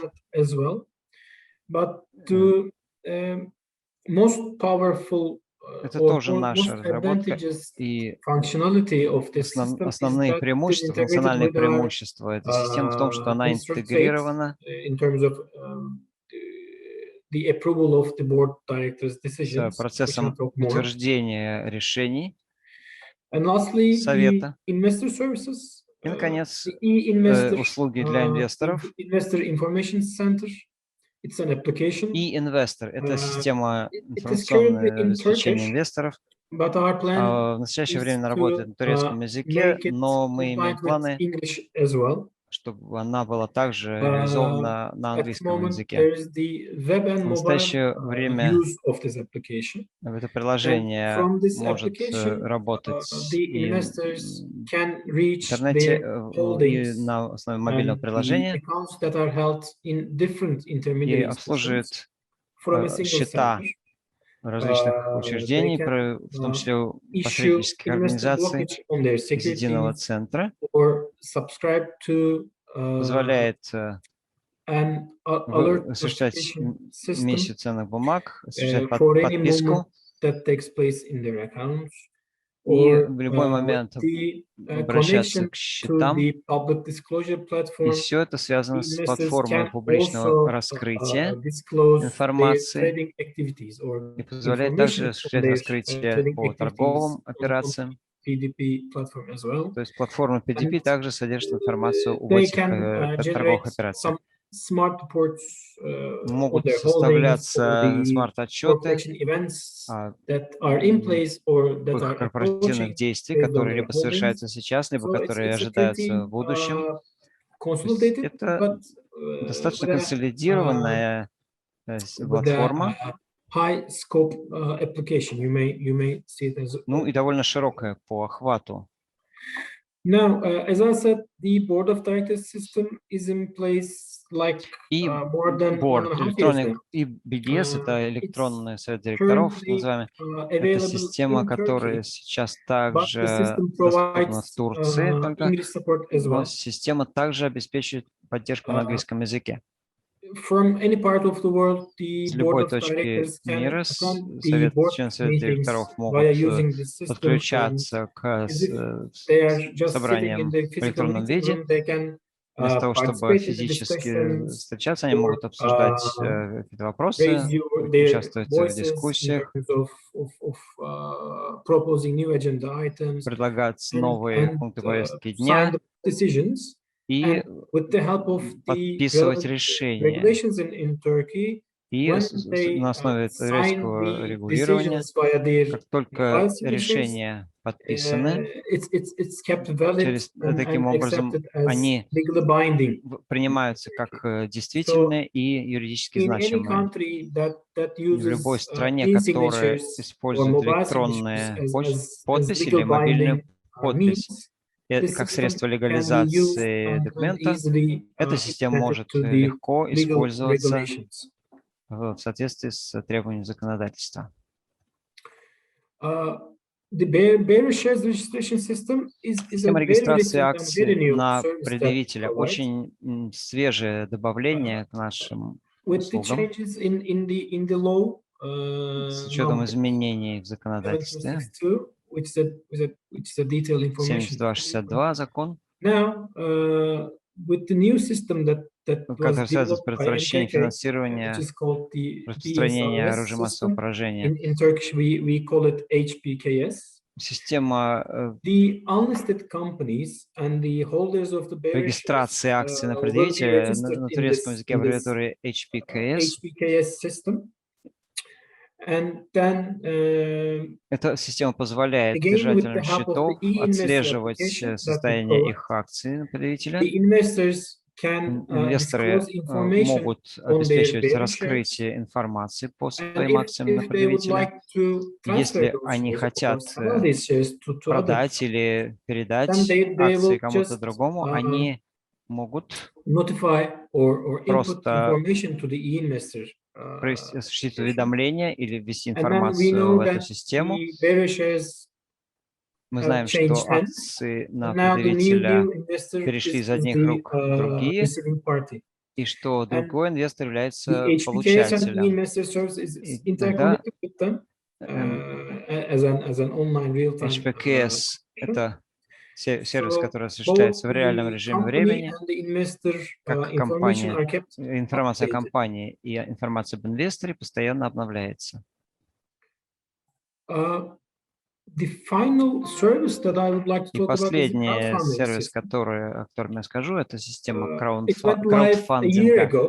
The Запущена была год scope назад, is limited with и пока not ее only with the охват equity-based crowdfunding, ограничен because только the Capital краудфандингом Markets на Board основе Authority долевого участия или капитала only только prepared the legal infrastructure for the equity-based crowdfunding. касается in the правовой near инфраструктуры для We hope to see the капитального different types краудфандинга, of но в ближайшем crowdfunding будущем мы видим to be added добавление in и the system as других well. видов So краудфандинга what к этой MKK does in системе. the system is that we have connections with the crowdfunding platforms, Система обеспечивает and связь с we платформой monitor the краудфандинга, limits и мы of the осуществляем мониторинг лимитов entrepreneurs or the project для raisers, предпринимателей as well as the или funders, the проектов, а investors, также для because the инвесторов law или requires фондирующих that организаций, there should поскольку be закон limits требует, чтобы были on установлены the лимиты number of projects that can be по raised by количеству an проектов, in a которые year. могут And обеспечиваться similarly, таким the краудфандингом. founders, the И investors также для also have a limit. основателей, для инвесторов This is есть a cash лимиты. limit. For instance, Лимиты в объеме $1,000 денежных средств, for a ну, year, например, $1000 which they cannot за exceed год, that limit, которые, and they can в которые они invest должны in any project вписываться. that they want. Они So могут MKK, инвестировать эти деньги в любой with проект в the рамках лимита. connections, integrations that it has with the crowdfunding И platforms, МКК видит, we monitor these limits. мониторит эти once лимиты the благодаря интеграции с project платформой. is successful И как enough to только проект collect достаточно enough funds, успешен и набрал then достаточно средств, MKK treats this project as a МКК listed company, переводит этот like a listed проект в company категорию at the exchange, and компании, имеющей the лизинг на company бирже. is recorded in our system. И тогда The компания founders will be регистрируется в turned нашей into системе. legit investors, Основатели which holds the переводятся equities в of that статус company. инвесторов. And То есть это from our компания systems, again with the с долевым investing участием. and other secondary systems, И тогда в этой the системе, и investors в can других вторичных системах, see their holdings инвесторы могут and reach видеть свои information доли about вложения that successful company. и иметь информацию об These успешной are деятельности three этой main компании. services Вот that три we основных recently сервиса, provided, которые мы but for the начали coming обеспечивать years, с недавнего времени, our но plans is в ближайшие годы similarly like our наши планы very much respected and во close многом, friends NST and Azerbaijan and other как CSDs наши would like to коллеги, уважаемые в become. We would like Национальном to расчетном депозитарии increase our и international наши reach коллеги в and the Азербайджане. Мы connections with хотим other расширяться CSDs и выходить на can международный be уровень. either direct or И directly устанавливать operating based. связи, это могут быть We can прямые be a и member непрямые связи. or Мы можем становиться welcome other участниками CSDs as a member of MKK in our systems by opening других систем, а также принимать новых членов в нашу систему МКК, and of course to their принимать clients. новые And учреждения. И, конечно, мы будем as I продолжать said, работать с нынешними клиентами. nearly all of the systems that were developed by MKK Практически under все the roof of системы, R&D которые Center разработаны can be в МКК, internationally customized and могут integrated to other быть markets. кастомизированы, выйти на международный Because уровень during и на the международные design and рынки. development phases, we carefully Мы можем review the менять plans and try to изменять make дизайн our systems интерфейсов, as чтобы parametric наши as they can системы be были in order настолько to полезными и easily or in актуальными, order насколько это to have a необходимо, smooth чтобы integration пользователи to other systems. могли So these are plans легко for this интегрировать year and the years coming. интегрироваться между Thank своими you и very much for нашей your time and системой. listening to me. If you have any questions, I Я would like to answer. благодарен за ваше внимание и готов ответить на вопросы. Спасибо большое. Гокче, большое спасибо за презентацию. И мы очень рады, что вы открываете рынок для инвесторов из других рынков. И мы надеемся, что это позволит более активно вести работу, международную работу, коммуникацию с другими членами, и НРД тоже среди них. Первая ремарка, хотел бы попросить переводчика не забывать переключать канал при переводе с русского на английский, с английского на русский. Уважаемые участники... This reminder to the interpreter to not forget to switch between the language channels Sorry from the interpreter. Просто могут быть технические The накладки. interpretation is going on, just this technical issue of selecting between the channels. The time is 13 minutes after noon. I suggest we take 17 minutes, just a short coffee break before the next section. The next session will focus on innovations in post-trading. I urge all the speakers not to disconnect until the beginning of the next session, and we will see each other to the 20 minutes after 12 Moscow time. Уважаемые коллеги, я предлагаю начать вторую сессию.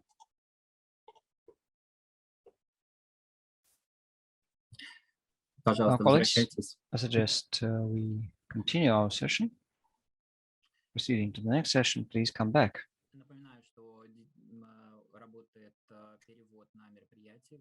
And we continue to have the interpretation service, and you can select language by clicking on the globe icon, and then you will be able to select the preferred language, English or Russian. We also have the Q&A section for you to address your questions to speakers, and you can have chats for comments or for further questions. In the second session, we will talk about post-trading innovation, and without losing time, let me invite the first speaker representing the Korean Security Depository, Mr.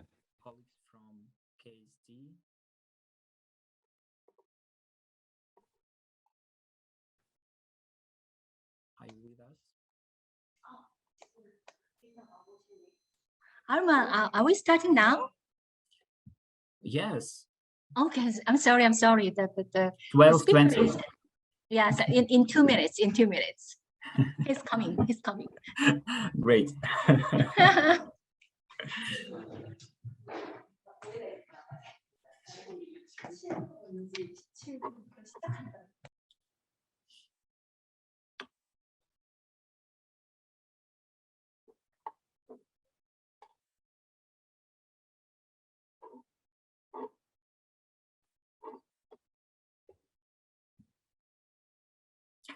Mr. Lee, welcome to AECSD seminar. So please unmute yourself when you're ready and share your screen with the presentation. If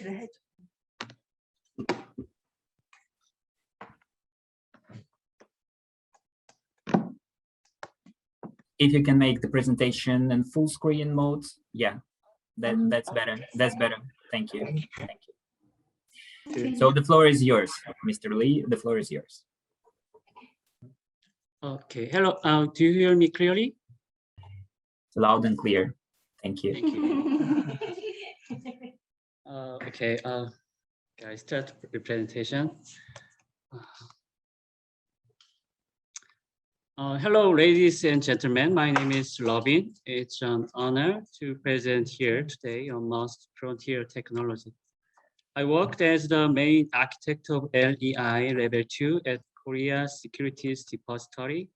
And now I am working on DLT research after moving to the R&D department. Today, I would like to explain the benefits of DLT technology for post-trade services and corporate actions. DLT stands for Distributed Ledger Technology. I will explain more detailed descriptions on the later part of this presentation.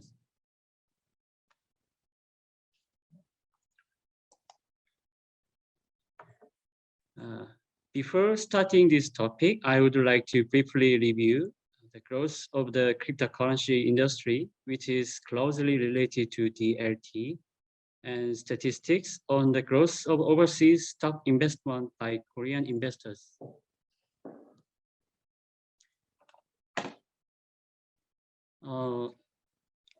This chart is a graph of a price trend of the Bitcoin market in 2020. Recently, the Bitcoin market has received a lot of interest from investors.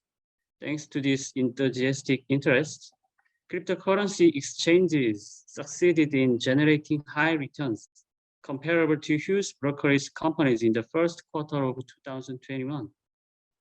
As can be seen in the table below, Coinbase, the largest cryptocurrency exchange in North America, gained a revenue of $770 million.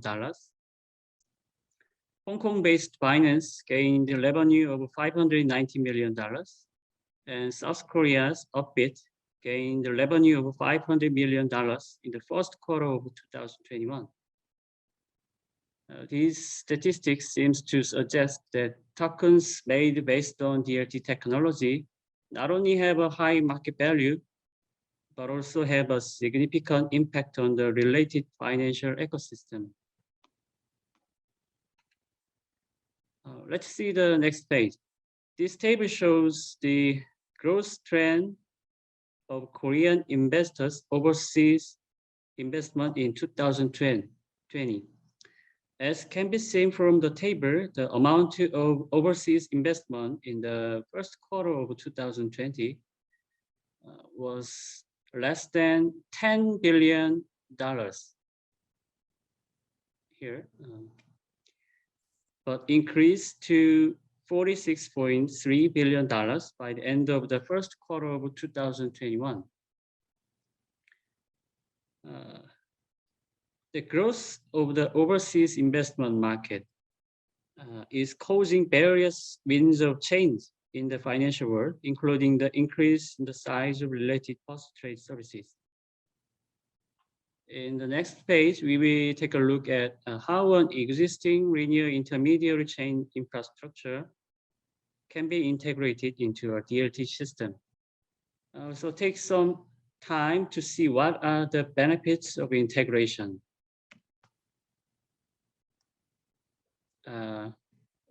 The structure diagram displayed on this screen is the structure diagram of business process when purchasing foreign stocks in the local market. Although it looks a bit complicated, we have drawn the infrastructure in detail to clarify the benefits of integration. You can understand this diagram more clearly by looking at the picture of the integrated DLT system that follows. Let's look at the diagram, and investors are at the bottom left here, and overseas exchanges are at the bottom right here. All intermediaries shown in the schematic are acting as intermediaries for financial transactions between two. First, investors place an order with a securities company in the local market, and the securities company in the local market delivers the order through a linked overseas broker. Afterwards, the clearing and settlement process through the KSD, local bank, correspondent bank, and global custodians, and so on.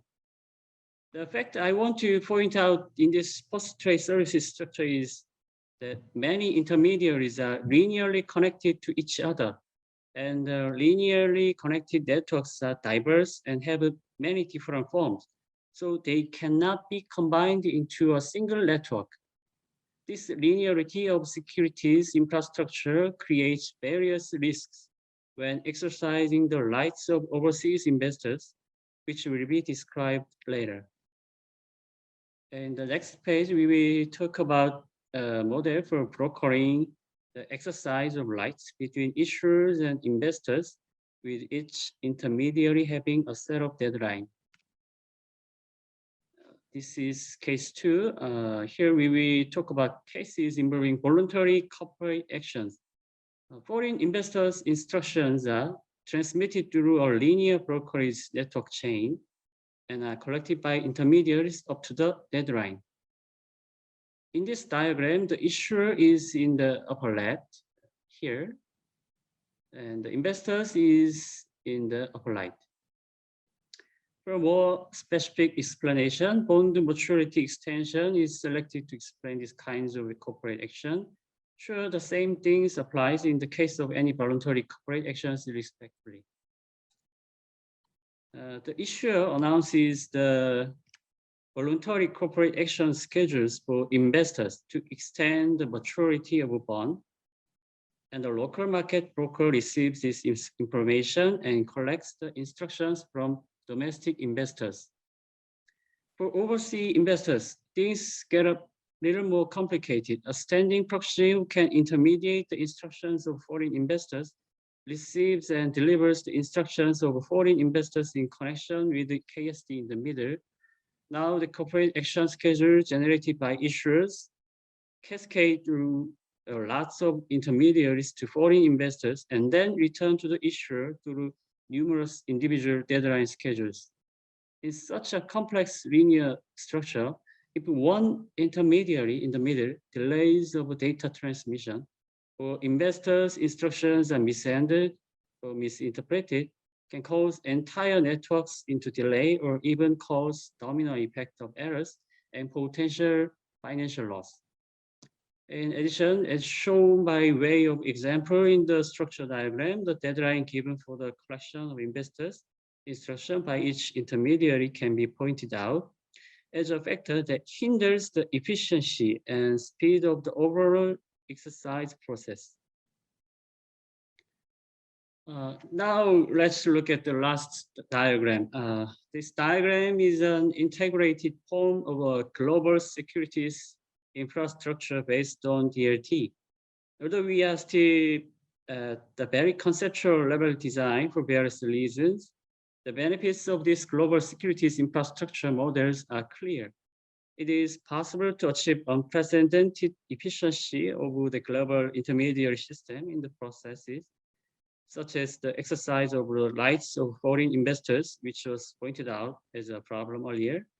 As the structure diagram clearly shows, numerous intermediaries quickly share information necessary for investment brokerage in an integrated global network.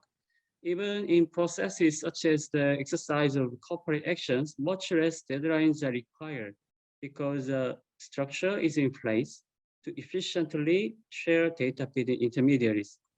And investors' instructions are more accurate, faster, and resulting in more investment market opportunities. By establishing a global cooperative network in this way, we will be able to benefit from DLT technology and systems based on it. This is the end of my presentation. Thank you for listening. Please feel free to ask any questions you may have. Thank you, Mr. Lee. That was very interesting presentation and your experience in this sphere. Thank you very much. No question from the audience at the moment. So if there are any, we will share it with you afterwards. Thank you very much. See you. Thank you. So, мы переходим к следующему спикеру. And now we'll proceed to the next speaker, who represents the National Security Depository. Nikolai Ludnikov will share with us the NSD innovations. Can you share your presentation, or shall we do it for you? I will try. Okay, please do it for me. Artyom, will you do it, please?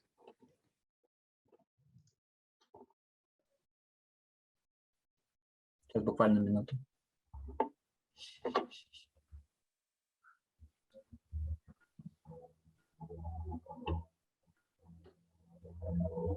Презентация на экране. Николай, вам слово. So it's on the screen. Nikolai, it's all yours. Hello, colleague. I'm Nikolai Ludnikov. I will tell you today about the application of DLT and blockchain in post-trade services. The DLT technology offers a number of advantages compared to traditional information systems architecture. The basic principle of the technology include decentralization, distributed nature, security, transparency, and immutability of data. Blockchain opens up the possibility to create new products together with other market participants and fintech companies.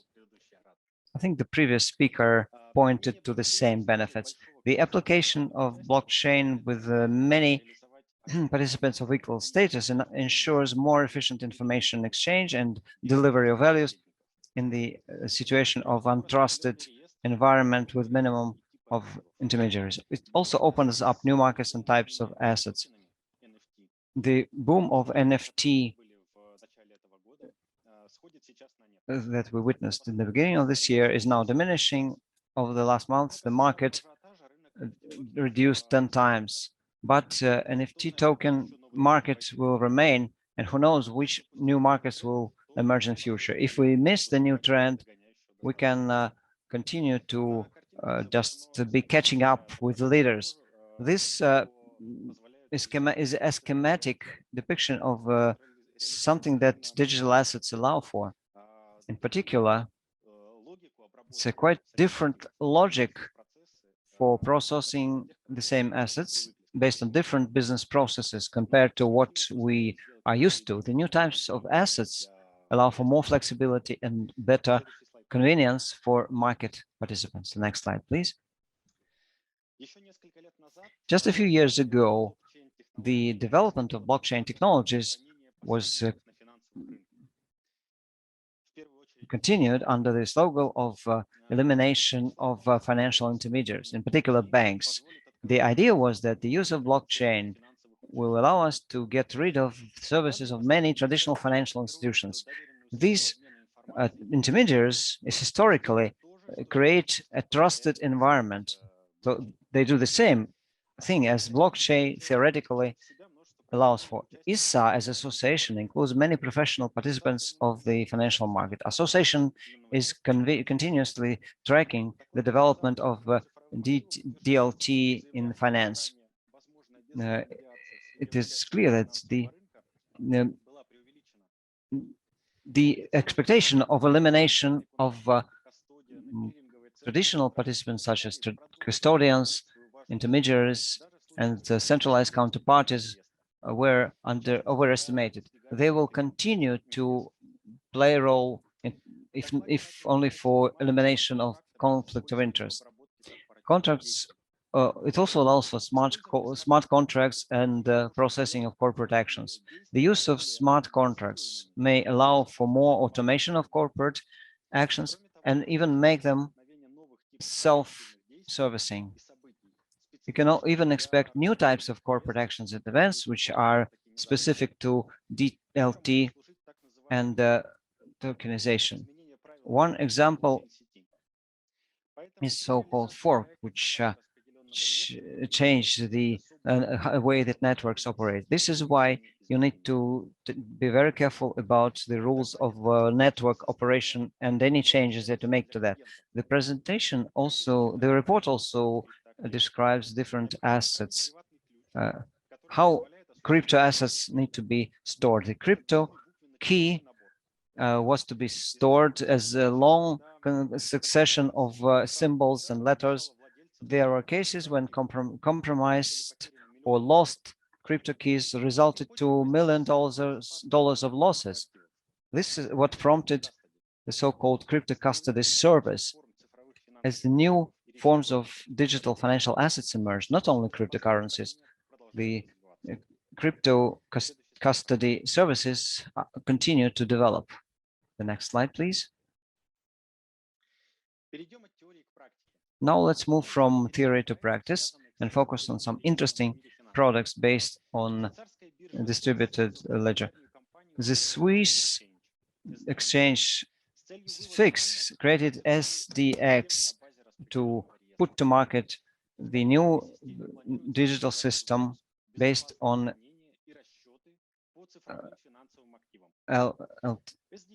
distributed ledger. SDX will keep full control of access of participants to the network.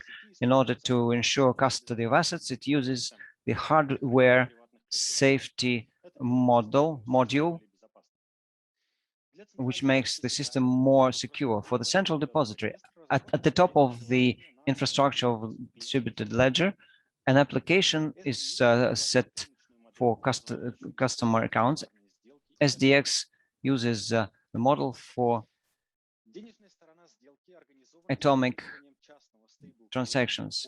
It uses private stable coin fully secured by fiat currency based on SDX platform in the Central Bank of Switzerland.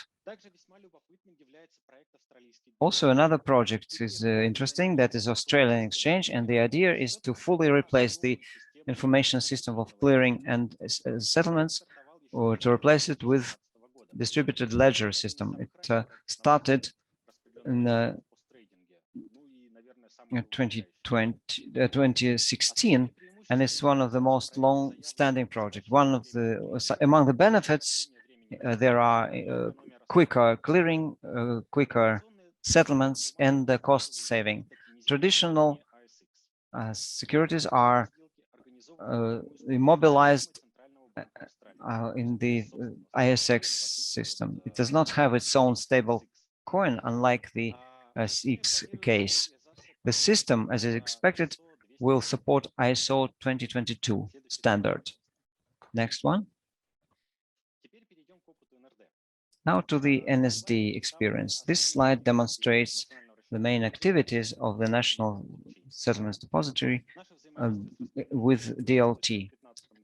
Our interaction with the DLT was started in 2015 when the blockchain lab was established. We had a project in e-proxy voting, the first blockchain-based corporate debt obligation system, the first corporate bonds, and the first three-party repo system. We have a rating of 10 companies that actively, we were included in the Forbes Blockchain 50. NSD continues to develop blockchain technologies, which is especially relevant because in Russia we have a special regulation for digital financial services, which was put in place since the beginning of this year. And also the Central Bank of Russia is planning to issue digital ruble.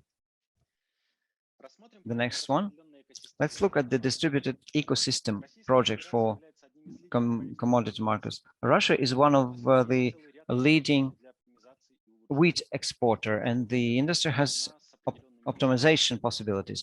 Trading in grain has some risks, and this project implies an ecosystem that will ensure deliveries of grain with quality control.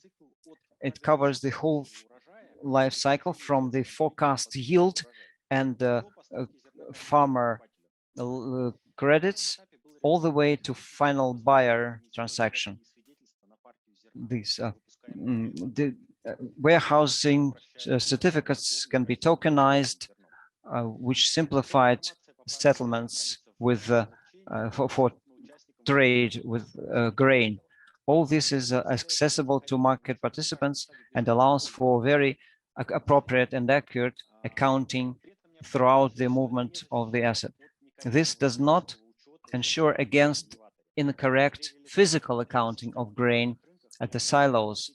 When you implement the system on the financial market level, you need to also implement control of the basic asset.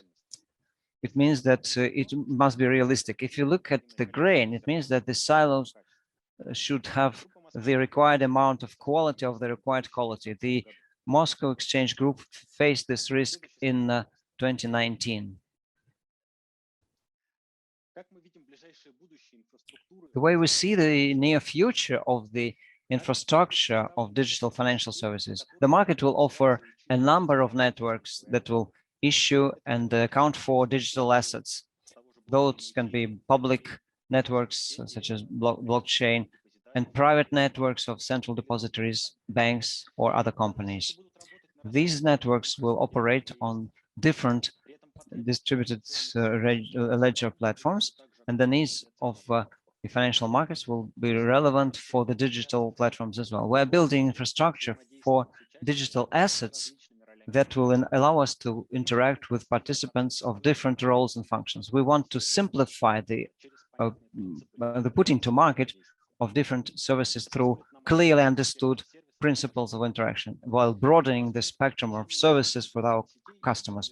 The possibility to link multiple blockchain networks on different platforms will address the problem of atomized transactions with assets in multiple networks. In this way, we will become infrastructure hub for digital financial environment, in particular, first of all, for the Russian market, and we're also interested in international markets as well. Next one, please.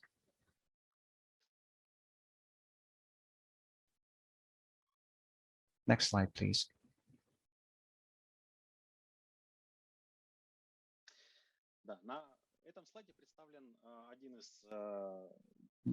This is a description of one particular case of digital assets issue in the digital environment. I will not go into detail. It's just a prototype. We're still working on that. That's more or less what I wanted to say. Let me just conclude that blockchain really opens up good prospects for the development of financial environment. I'm also sure that it is not anything revolutionary, meaning that it will not radically change the composition or the mix of financial market players, but it will make new types of financial assets more accessible and available.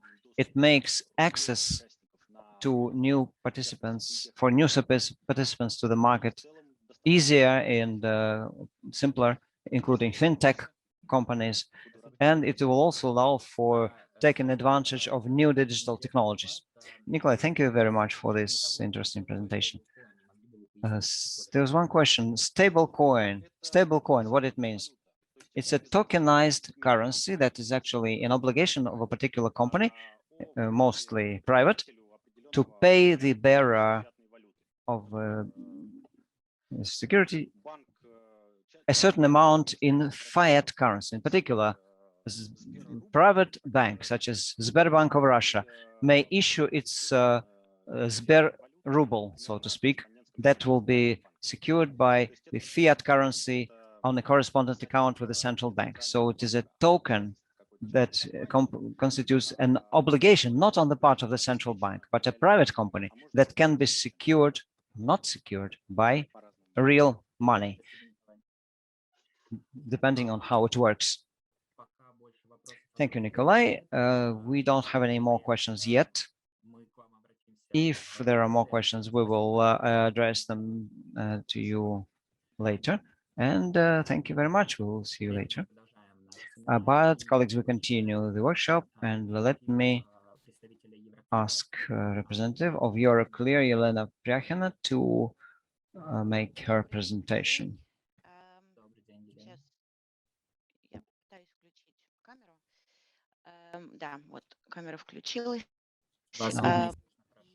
My camera is turned on now.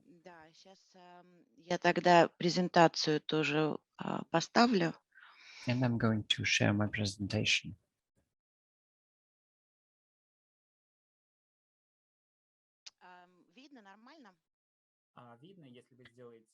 It's better if you make it full screen or slideshow mode.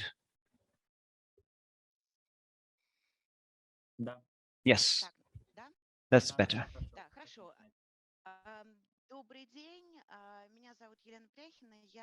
Well, I'm Elena Pryakhina, and I work in the Data and Innovation Services section of Euroclear.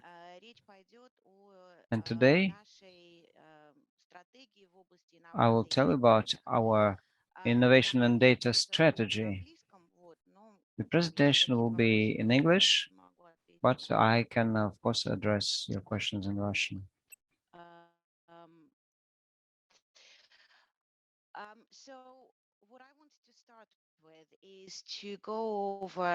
Прежде всего, я хотела бы поговорить о нашей миссии и нашем видении. И наша миссия заключается в том, чтобы создать финансовый маркетплейс будущего совместно с нашими коллегами. Мы в нашей компании имеем инновационную направленность, и также we will not be able to achieve any kind of potential or any kind of growth that we're looking to reach. Got a few there innovation or what our strategy is innovation and data space. It is in order to build up an innovation strategy, you need to start from one side. You need to start on the existing corporate strategy, which kind of translates into the existing product and services.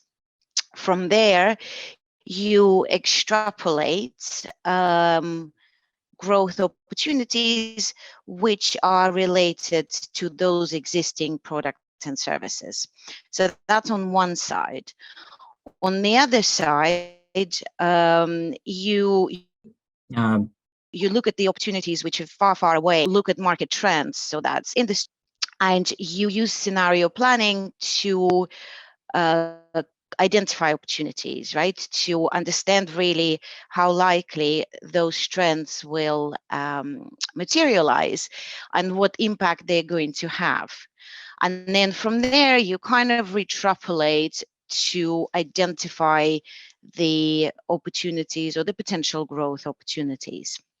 I've got a couple of examples now, which I'll outline briefly, and then we'll go into more details. So one is Investor Insights, which is a shareholder rights identification service. And that came from the regulatory demand or regulatory agency into sort of shareholder governance. It's another of our data product, and that came out on the basis of the regulatory requirement Elena, for greater transparency into data, greater transparency into, for example, requirements to demonstrate best execution.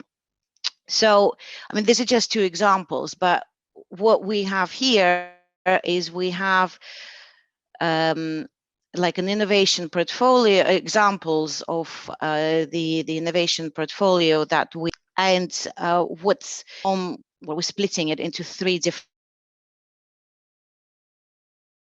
segments.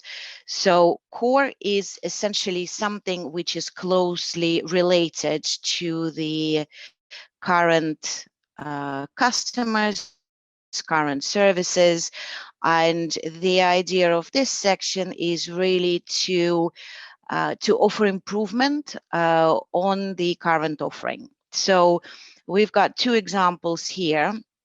One is Easy Focus, and Easy Focus is a new or easy way product at allowing clients to, and really with investigation, with their investigative efforts on pending unmatched transactions. So to avoid any kind of penalties within or following CSDR regulation. So this is very much per client, per instruction offering.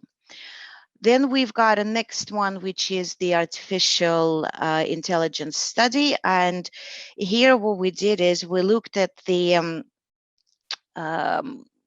what's going on really in the market within the space of current developments in the space of AI, and we identified a few use cases which could potentially be applicable in Euroclear, and those, amongst others, include operational efficiency and risk.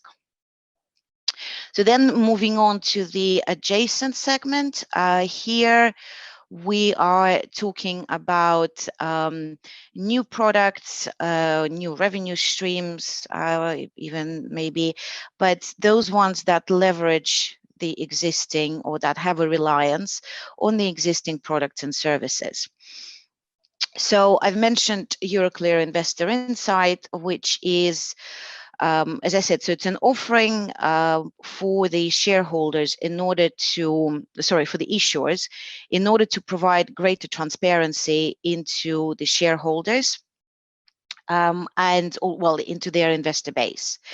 And this is currently being offered by the AECSDs of the group. So that is Euroclear France, Belgium, and Netherlands. And as I said, like this has been regulatory driven. In in order to bring more kind of governance and more transparency into this segment of the market. Then the next one is the Euroclear Information Services. And this is related to us leveraging the data that we use in the core and in our core asset servicing business. We are now, and I'll spend a little bit of time talking about it later, but we are able to offer data packages to our clients to support their trading activity, risk activities, and that data is exactly the same as we use to support our core settlement services. Right, and then we move on to the last part, which is transformative. And here, essentially, we're talking about something which is really far, far, far away from the current core services. So there's really no reliance at all on what we do now. And the two examples here that I have. One is digital asset strategy. So here, the couple of things in there. So essentially it is, how we can use, for example, DLT to realize any kind of significant cost savings, or whether we could use, or whether we could offer potentially, whether we could start potentially offering custody services for custody and settlement services for crypto assets. How can we use different delivery mechanisms? So, for example, providing some of our data products that we provided using API, so using new technologies. And I've mentioned about AI as well, so looking at various ways of how we could use different new technology to increase efficiency within our process and there pass on these benefits to our clients. And the last one on this slide is the CBDC experiment with Banque de France. So this was a partnership between Euroclear, Banque de France, and IBM, and we looked at we looked at the feasibility of running CSD activities on blockchain. And we are now at the final stages of sort of running the experiment, running various use cases. So then the next step for us would then be to go over the findings well,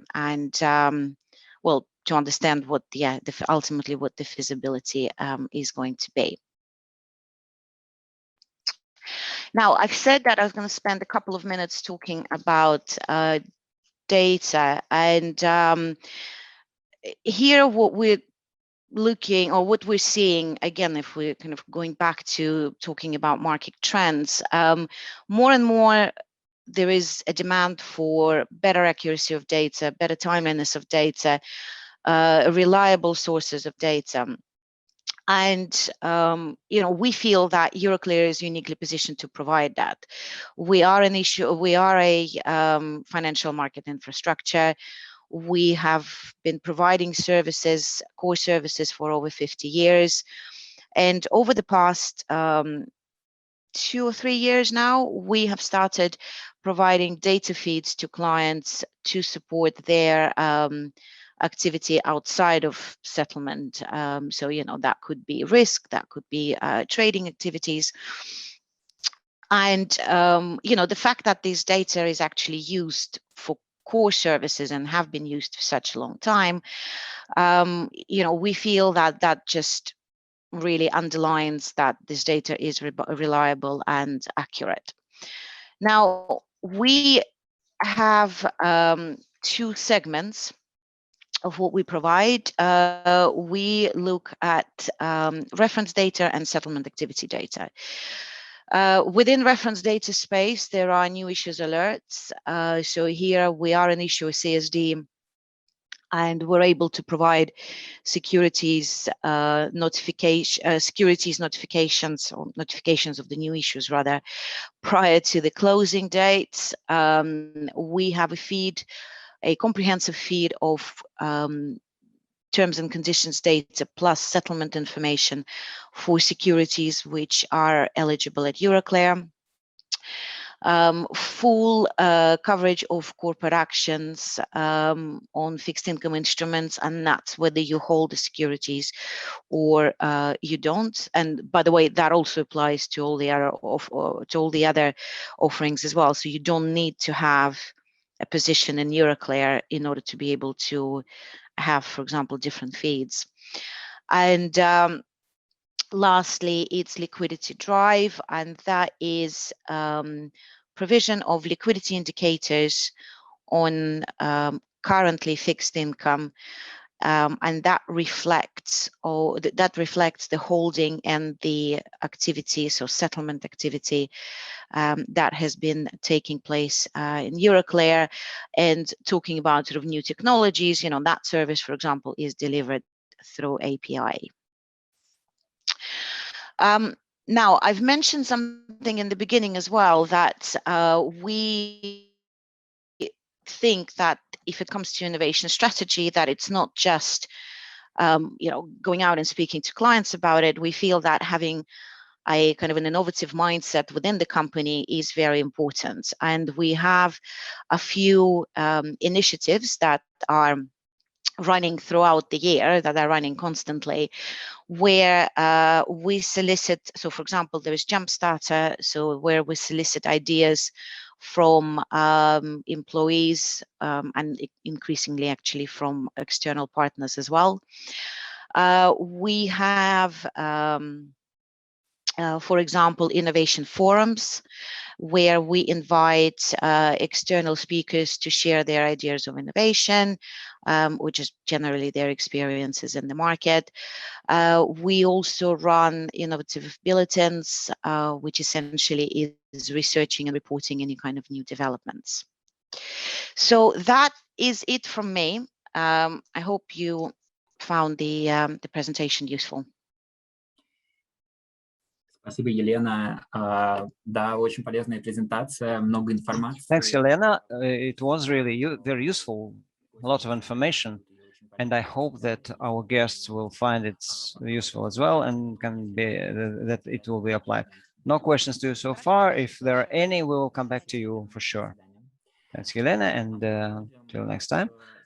And we proceed to the next speaker of the session.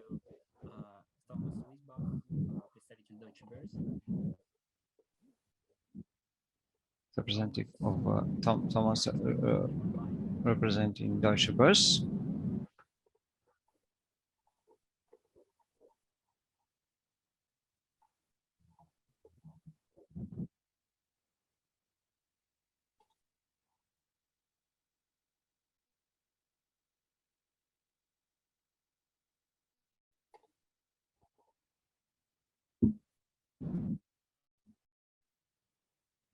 Hello, Thomas.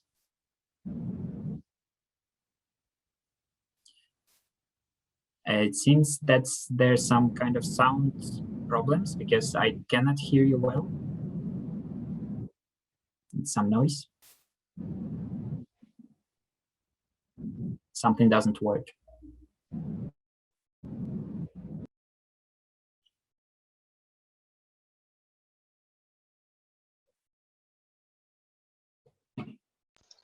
Can you hear me now? Yes, very clear. Thank you. Okay, I changed the mic. So would you share your screen, or should we do it instead? I try it from here. Mm-hmm.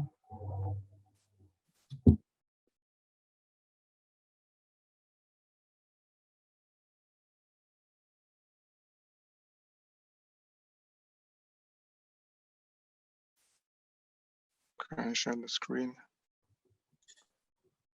Move to PowerPoint. Does it work? Yes, it's work. Absolutely fine. You can go ahead. Thank you. Great. Good.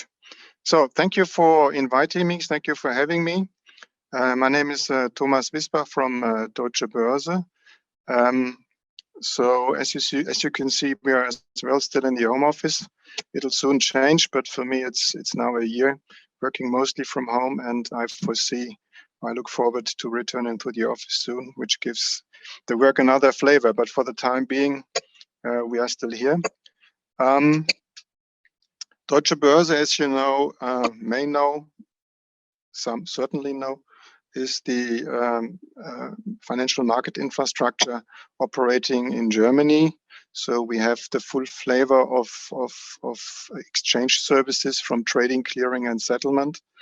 And from that angle, we have quite early engaged into the topic of digital transformation and distributed networks, as I named my presentation here. We started more or less 6-7 years ago to look into DLT, and this is more or less what I will be talking about today. We have since 3 years a dedicated team of 15 to 20 people working on concrete use cases. From that, we developed some ideas what we can do in practice. And this is really what I'm now concentrating on. I will give you a few use cases where Deutsche Börse is actively engaging and working towards the implementation and the change of networks and services. What you see on this slide more or less is that we are definitely convinced, and we heard a couple of reasons for that, that we will see decentralized networks in the future replacing central architecture. So this is for us not a question, it's just a matter of when it will come, but it will come. And having that on mind, we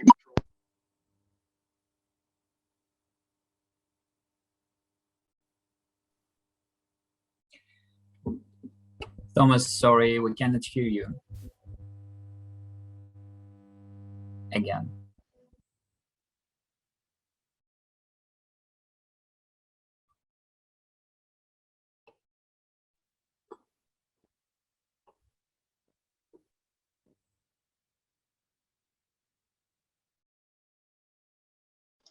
Can you hear me now? Yes.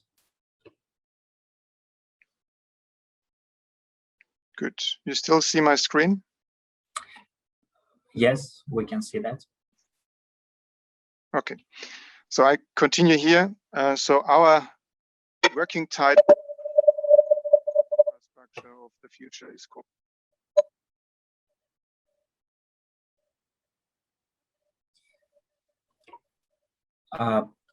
It's that we again lost you.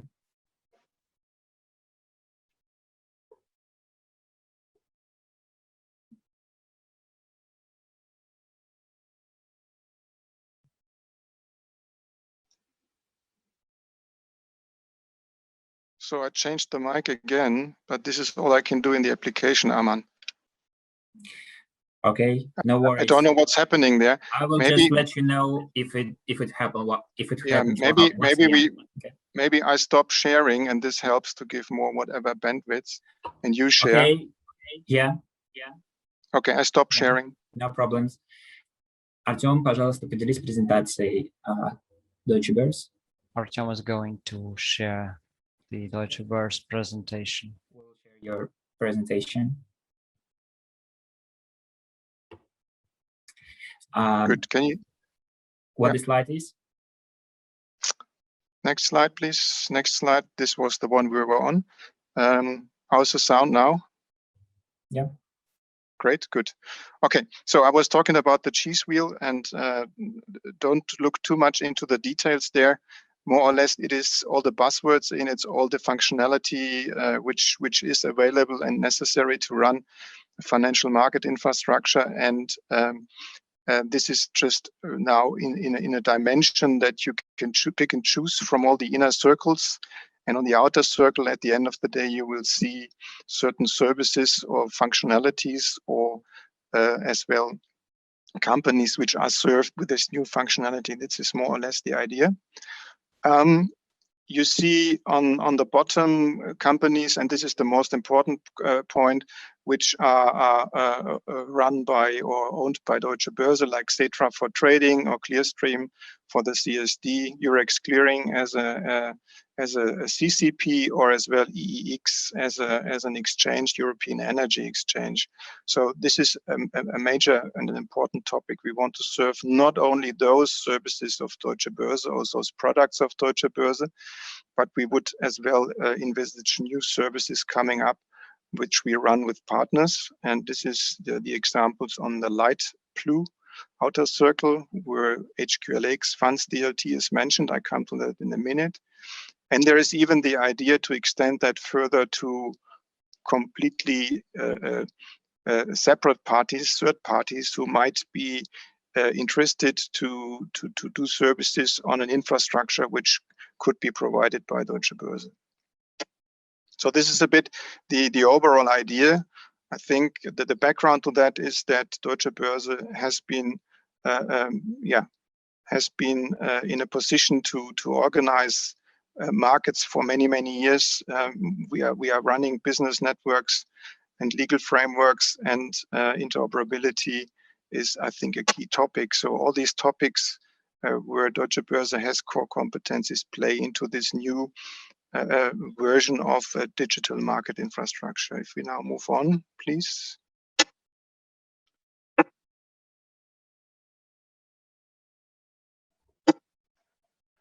So this is the first example, actually, as I mentioned on the previous page already, and this is a live service. So it's a startup involved here, which is called HQLAX, where we are invested. Other companies are as well invested. You see it on the bottom line.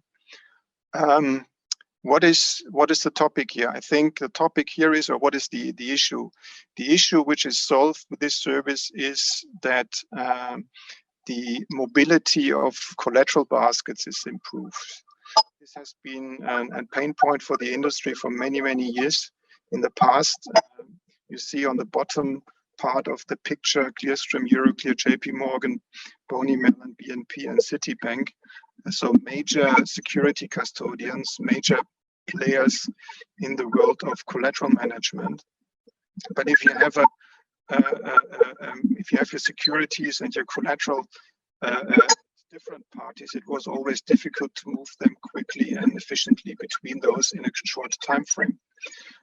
And this service here, which was developed by HQLAX and Deutsche Börse, is overcoming this. And this is done by a so-called DCR, Digital Collateral Registry, which is then representing the baskets, and this can be moved on a DLT quite quickly. How is this achieved? It's achieved via the so-called trusted third party, which is becoming the holder of the baskets. In other words, if a client wants to participate, he moves the collateral into the account of his account of the trusted third party from all the different collateral locations where the collateral stays. And then on the this DCR is developed, is set up, it can be moved easily between the participants. So that's a bit an idea to overcome the stickiness of collateral baskets sitting in certain collateral locations. You can still hear me? Move on. The next example is related to the funds industry. Funds DLT, again, another startup. I don't see the next slide yet, so I hope it will come soon. Sorry, yes, Thomas, could you please once again switch your mic, so because we have quite a noise here. So actually, Artem, следующий slide. Good. This is Funds DLT. Can you hear me again? Yes, now clear. Thank you. I have no idea what's the background on that. The check was okay some hours ago. So Funds DLT is the next example where we are working together with a partner. Funds DLT is as well a kind of a startup company which was founded in Luxembourg, and the Luxembourg Stock Exchange is as well part of that. where the issuance of fund shares and the distribution of fund shares is organized on a DLT, and they even work on Quorum, so on a kind of a public blockchain. Here we are as well invested, and we work together with Funds DLT currently on the business models and on the rollout. As I have heard, the first client is going to join in the next couple of weeks. So this is another example where, let's say, a particular pain point, a particular use case was addressed together with a partner. And now we move on more into the Deutsche Börse particular use cases. The next slide, please. And this was the starting point which we had now from our end in our internal services, I would say. So we now, after trying out a few test cases, we came to the conclusion we need to start certainly with the issuance of securities. In Germany recently the law was changed, so we have now the ability to issue a digital security, and based on that we are developing with a group of market participants a new service for the issuance of what we call retail structured products, which are very prominent here in Germany, and in particularly in the DACH region is Germany, Austria, Switzerland, Italy, Spain a bit. So a very popular product where the issuer are really issuing thousands of certificates and warrants over only 1 year, and it's a quite burdensome process. And, for that, we are now working with 10 to 12 market participants to organize the digital issuance of those products, and as well, let's say, the digital instrument, which is in the 4.4, it's the upper left-hand box, the digital instruments, the DI generator, which is more or less a digital duplicate of the instrument, which is holding all the information about the product. It has all the legal frameworks, but as well all the information you need, let's say the maturity for a warrant, as well some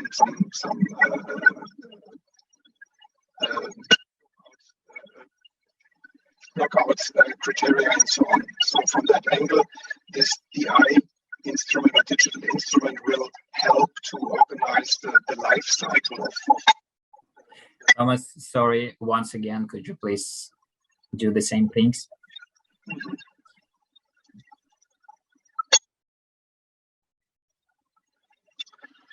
So I switched again. No, it doesn't work. No, it doesn't work. It does not work at all. There's some metallic sounds. I mean, backgrounds that we hear. Yeah, now it's clear. It is very strange because I work with a microphone and a headset, and I haven't heard that when we tested it this morning. So I've never heard that before. For sure. Yeah, so very surprising. So yeah, this is online. It can happen. I come to the end. Yeah, okay. Yeah. Good. So this is the topic about the retail structured product. And this is in build currently, and we will launch this service in a beta version towards the end of the year for some selected clients, and middle of next year for the entire market. So it's not restricted to this group we are working now with. It will be a new way of organizing the issuance and the life cycle of retail structured products for the European market, I would say. So very concrete and already in the build phase. And if we move to the next, I just want to give you a flavor of what we are further thinking of. Next slide, please. And this is going back now. This is a proof of concept we did recently with the Bundesbank and as well the German Finance Agency, where a digital bond was issued, which was then run by Deutsche Börse on an asset chain. This was on our 3-quarter. On the other side, I think we had the Bundesbank, and this goes now in the direction of payment. In other words, we now move in the direction of settlement and delivery versus payment. And this is a very important topic, I think, which we need to achieve as well on distributed ledgers somehow, and to organize and to come to a real DVP service. We embedded here the service of a transaction coordinator, what we call transaction coordinator, to make sure that the exchange of the asset on one hand on the asset chain and the payment, which was handled by the trigger chain by the Bundesbank, is done simultaneously. Yeah, so I think this is a very important feature. If we look to the future, we will have multiple asset chains. We will have multiple chains on which the payment will happen, and those need to be coordinated. And we think we need this kind of intermediate service here as a transaction coordinator who's making sure that this is done in an organized way. The other topic which is important here is that there is a trigger chain now, but at the end of the day, we addressed target 2. So the payment was done in existing payment chains. And as the payment, I would say, lags a bit behind the asset, we will firstly see more assets on chains and just later on the payment on chain, as we know. I think it's important to connect as well existing payment chains to asset chains. And with a trigger chain solution that the Bundesbank paved the way in that direction. They are currently working on the trigger chain introduction with the ECB and with other European central banks, and we might see this coming true as well in the next coming the couple of months or years. So, if you are further interested, now please move to the next. What we did in DLT and blockchain, you can check the links which are part of the presentation. As you see, we worked as well a bit in Switzerland. We did a lot with Bundesbank, HQLX, as mentioned, funds DLT. So if you have further questions, don't hesitate to come back to me. My details are on the slides, and I'm open for questions now. Thank you so much. Sorry for these technical issues, but thank you for a very meaningful presentation. Currently, we don't have any questions from the audience, but anyway, if there will be anything, we will let you know afterwards. Thank you for your participation. You're welcome. Thank you.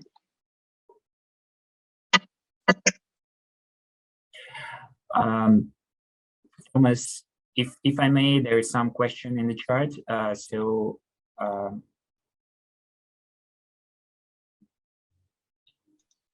Can you get back? Yeah, just is it just cloud solutions?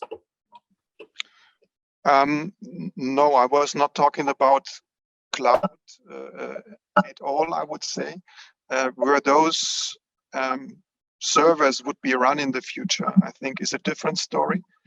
So cloud is as well a big topic for Deutsche Börse, but this is not a particular topic which this team is working on.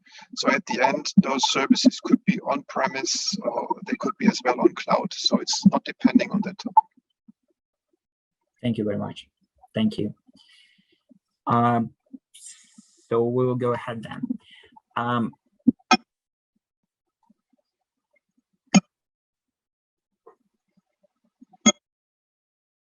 Коллеги, мы тогда продолжаем. Спасибо всем спикерам. Of course, we continue. Thanks to all the speakers of the innovation session. I hope you find it very useful and relevant to you. And now we come to the final session of today, which will be on information messages of ISO 15022 and 20022. We have just one speaker on the part of NSD, Galina Pervova. Again, I remind you about the Q&A section, and I also suggest that you warm up a little bit, and you can use the chat section to exchange the contacts. Galina, are you online?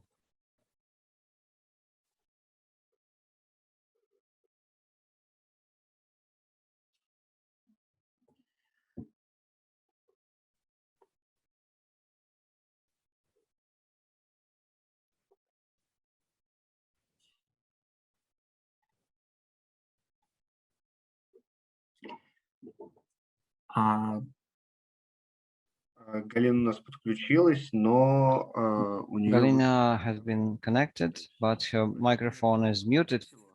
I'm trying to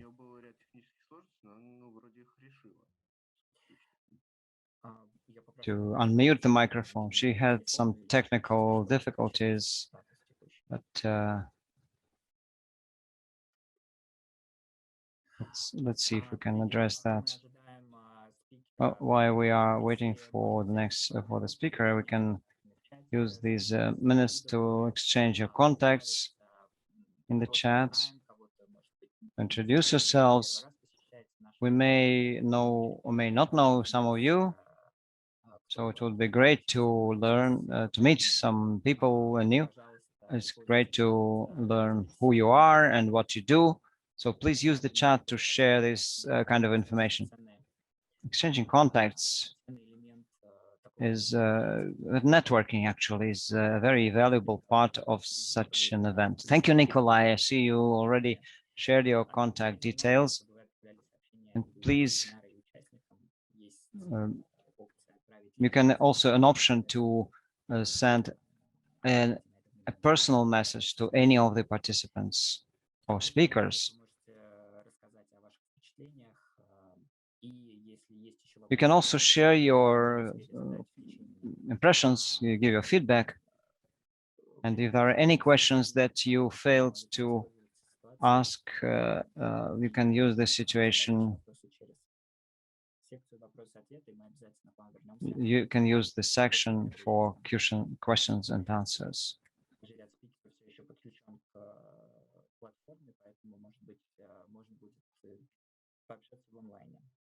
So for those speakers who are still connected to the platforms, you can talk to them online as well. By the way, there's also a raise your hand function, which you can use, and then you will be able to address your question to everyone or to share what you have to share.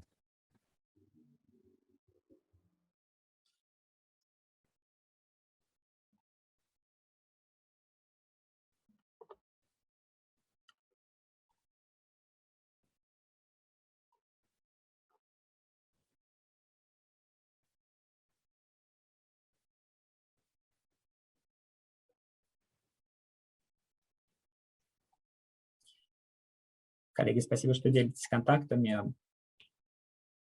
Можете выбирать не только... Thank you for sharing your contacts. You can also address your messages not only to the speakers, but also to all the other participants if you are ready to share your contacts with everyone. Hello, Arman. Question. What about the recording? Will it be available? We are making a recording.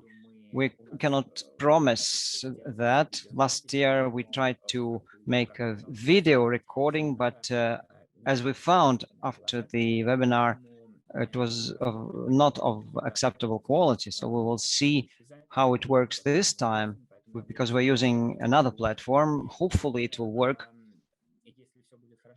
And if it does, yes, we will have the recording published both in English and Russian. We are recording them separately, the two tracks, and we'll hope that it will work at the level of post-production, and even maybe we will be able to provide the video recording at the AECSD website.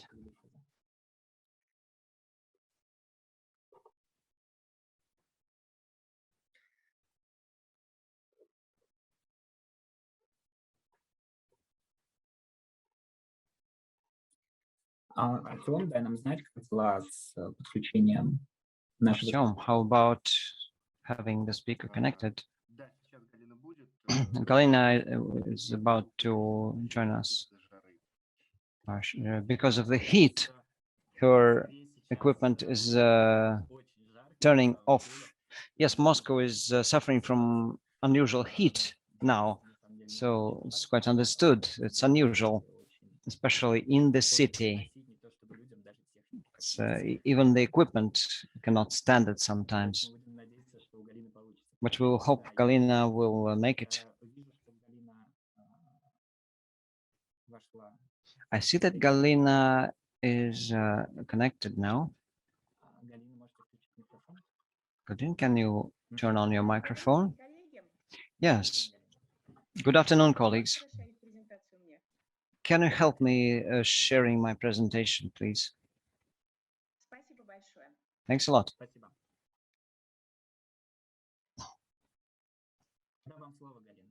Now it's yours. My presentation is about having depositors informed using ISO 15022 and 20022. The 15022 format is probably something that infrastructure organizations know, and most probably they use them in these categories: 564, 568, 565 as a corporate action instruction if needed.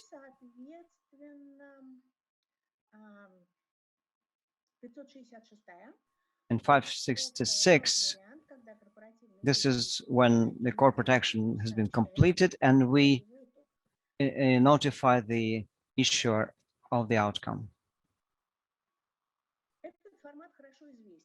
This format is very well known, and many people work with that. Many participants' systems are tuned to that, but because the market continues to develop,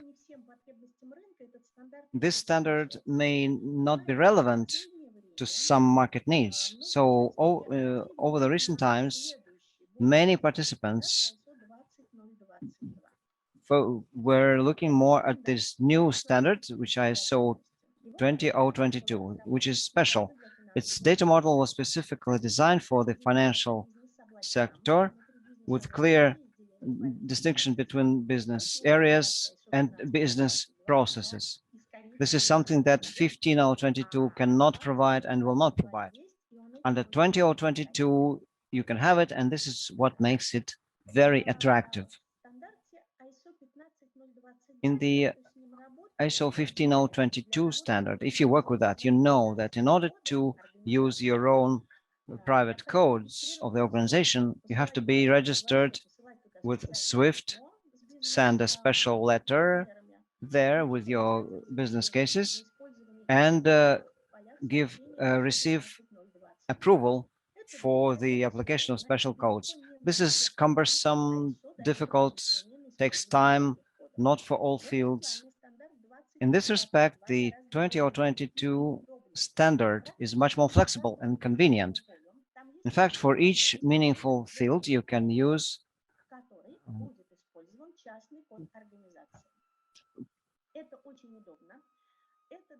proprietary code for the organization, which allows for flexible adjustment of your message to the requirement of the regulator or the specific requirements of the market.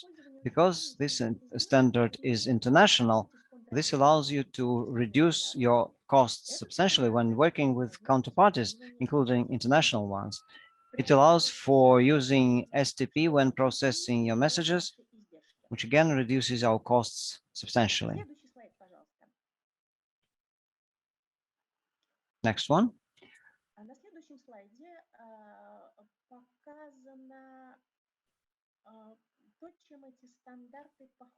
This shows whatever those standards have in common.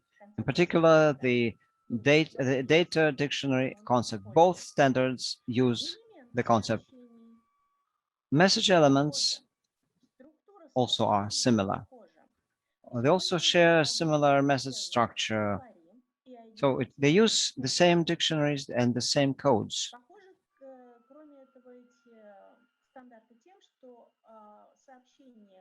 Another similarity is that the message is registered based on change request. In the case of 20022, there's also the concept of expansion.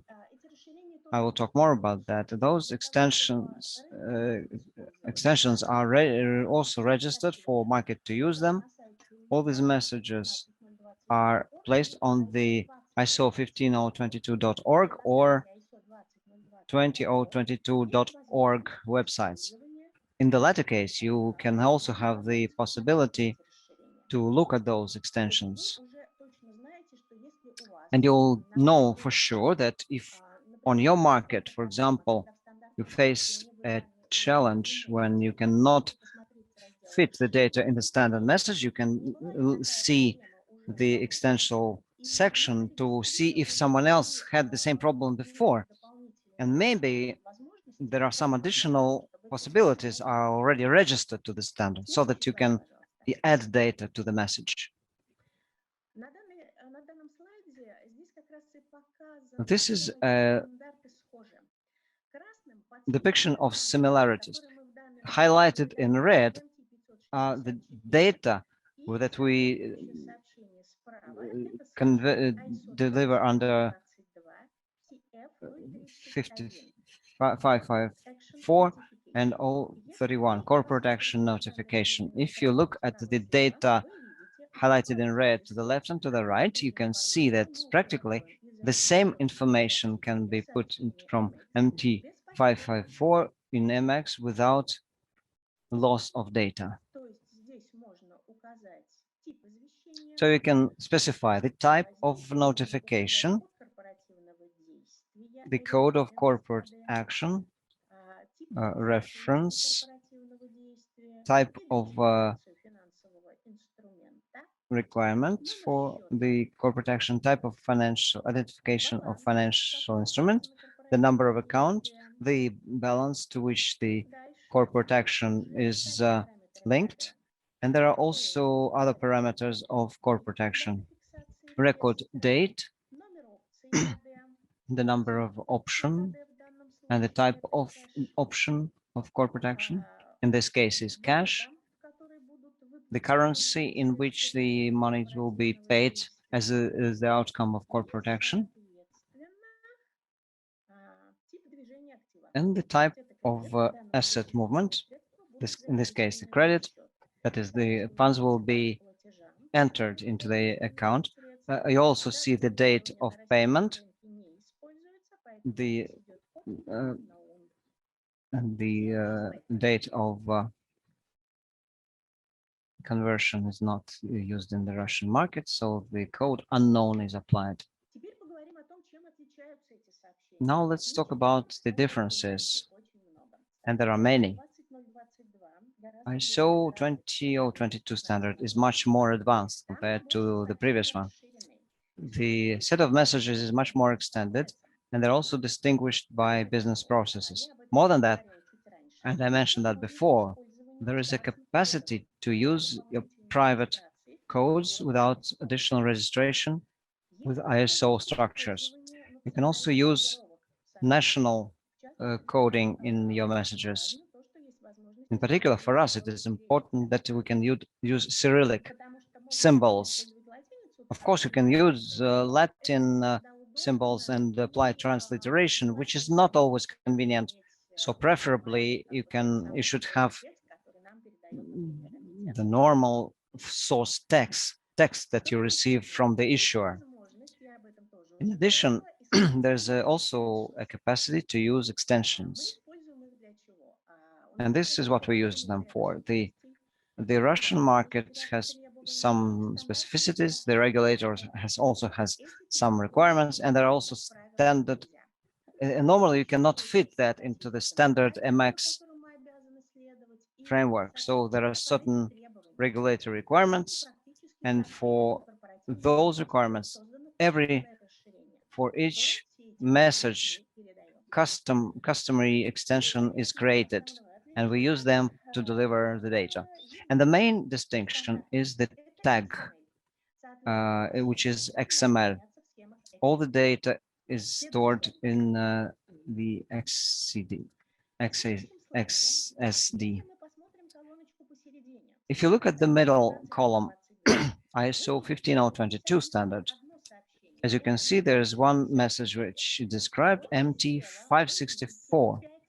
To the left, you see 5 ISO 2022 messages, which you can create from MT564, broken down by business areas.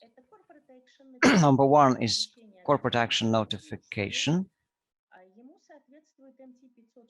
which corresponds to MT64 new and also repo and a reminder. Next, corporate action cancellation advice. Cancellation by the issuer. In this case, in MT564, it's with code. Next, meeting notification, because MT564 allows you to inform people on corporate action, but very little to inform on the meeting, the ballots collection, and the transfer to the issuer for subsequent voting. So under 2022, meetings is identified as special category. So from 564, we can identify meeting notification, meeting result dissemination, and meeting cancellation. This is when the issuer decides to cancel a meeting. Next one.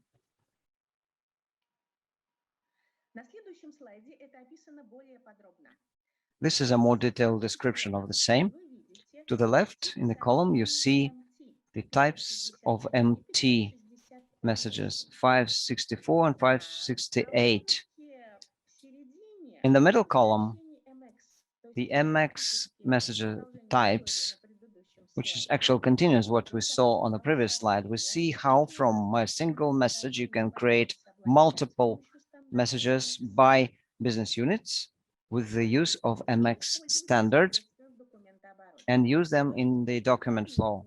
So when notifying using 20 or 22 standard, you can achieve more fine-tuning. You can break down messages by type and also by internal business processes within the organization. Next slide, please.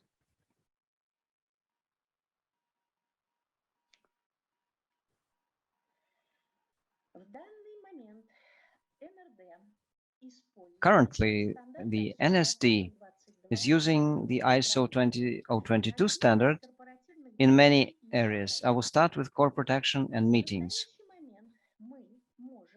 Currently, we can use 20022 standard to provide information on the forthcoming corporate action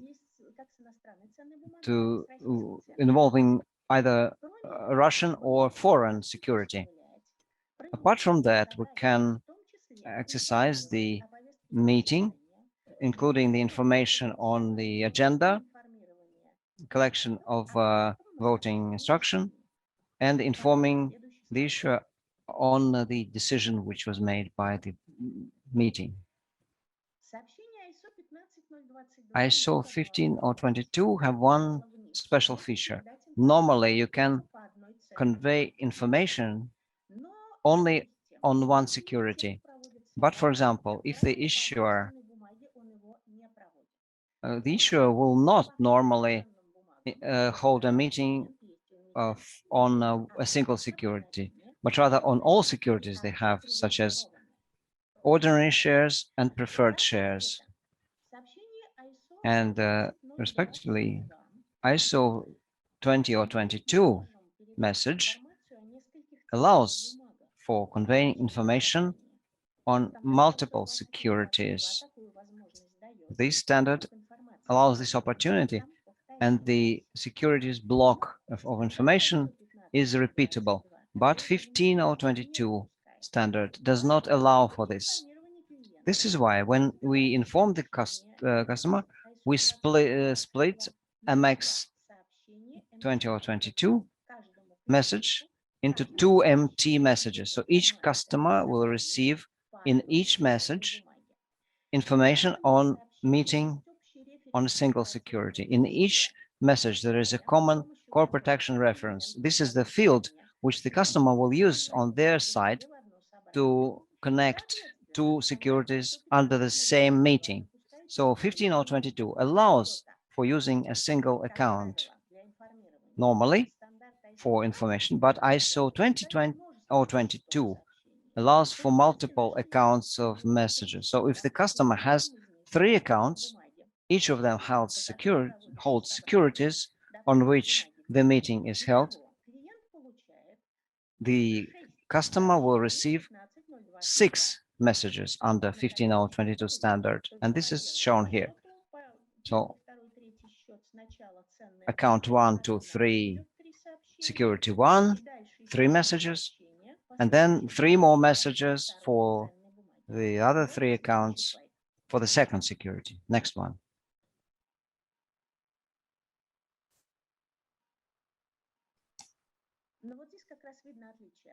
And this is where you can see this difference. If we use ISO 20022 and we have 3 accounts, in this case, we only deal with 3 messages, 1 message per account.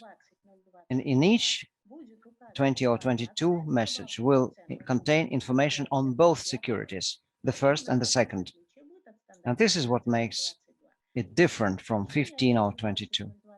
So ISO 20022 messages are more concise, and within them you can convey information on all securities on which the issuer holds a meeting.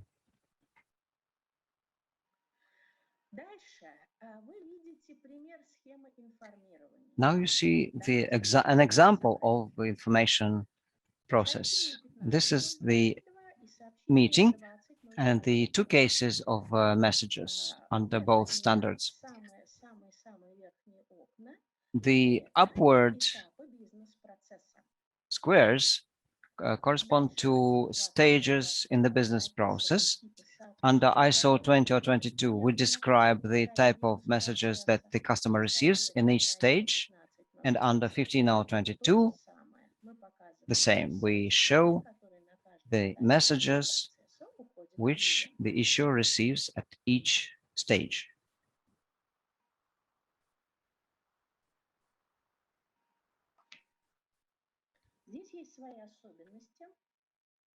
And there are certain things to note.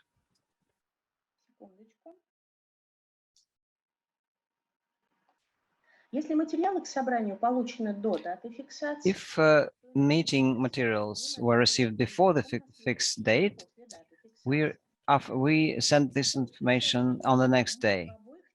The new points in both cases, 15022 and 20022, are used for the first notification in the chain. For all the rest, the function replacement or REPL is applied. We use it in the case of technical error. For this purpose, the message includes a special code cancellation under 15022, but we do not use it. In the case of a technical error, for example, some information is replaced by the issuer, the customer will always receive information with REPL, but never with cans. It's only if the issuer cancels the meeting, the withdrawal code will be used, not canceled.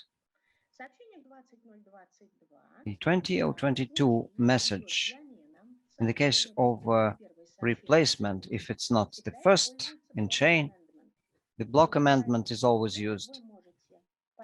So from this block, you can understand that this is not the first message, and whatever you receive now is an update. If you have multiple pieces of additional information, which is a normal case on corporate action, the MT564 message has an additional connected message 568, which delivers all textual information on the meeting. ISO 20022 in this case will always use the CF031, The message that corresponds to MT568 is information on corporate action. Narrative is not used in this case. We only use this message in a case when it is autonomous, independent, and not related to any CF031 message. That is, all information on corporate action include information which is additional, will only be delivered under CF031 message, because 20 or 22 format allows for including big volumes of textual data or narrative. This is a big advantage.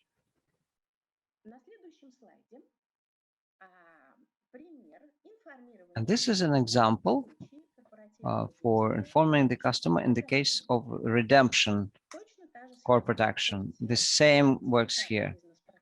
At the top, you see stages in the business process, then the line for ISO 20022, the types of messages were sent to the customer, and next ISO 15022, the messages which are corresponding to that. That is MT564.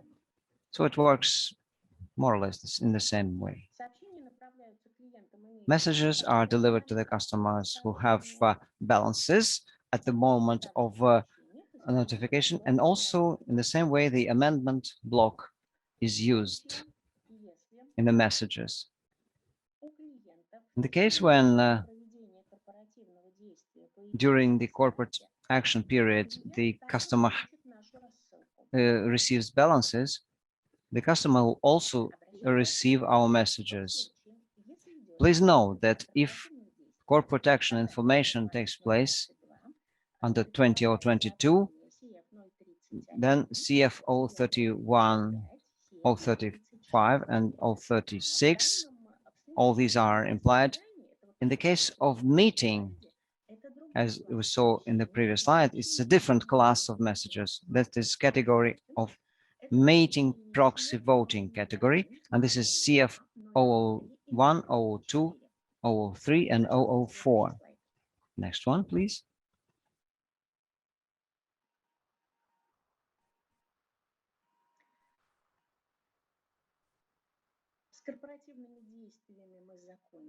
Well, that's all for corporate action. And now I will briefly tell you when else a message under 20 or 22 can be used under central depository. We use them to assign lay codes, because by its status, NSD is authorized to issue those codes. So we can use this standard here. In the table, you can see the types of messages that are used for this purpose, such as verification request. And the first line, and the second line is response to the inquiry.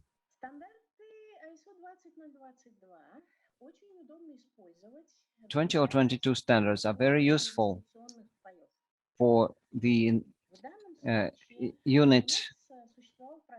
unit's record keeping system.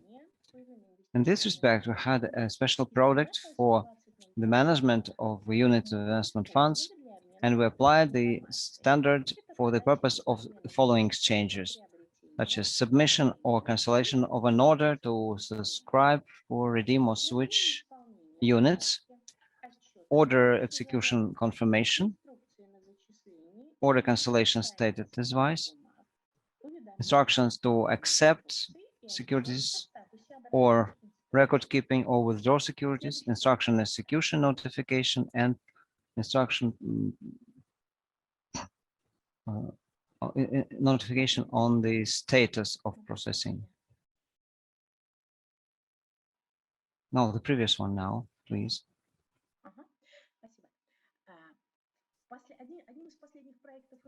One of the most recent projects with NSD is to apply 20 or 22 standard for settlement services. This is what SWIFT is preparing for. categories such as payment initiation, payment clearing and settlement, and cash management message groups. These messages are not delivered through SWIFT channels. We use our own internal systems, web service, in communication with the customers. So if we receive a message under the ISO 20022 standard, message under that standard, we have a so-called transformer program under NSD that enables recoding 20/22 message into the 15/22 standard and vice versa.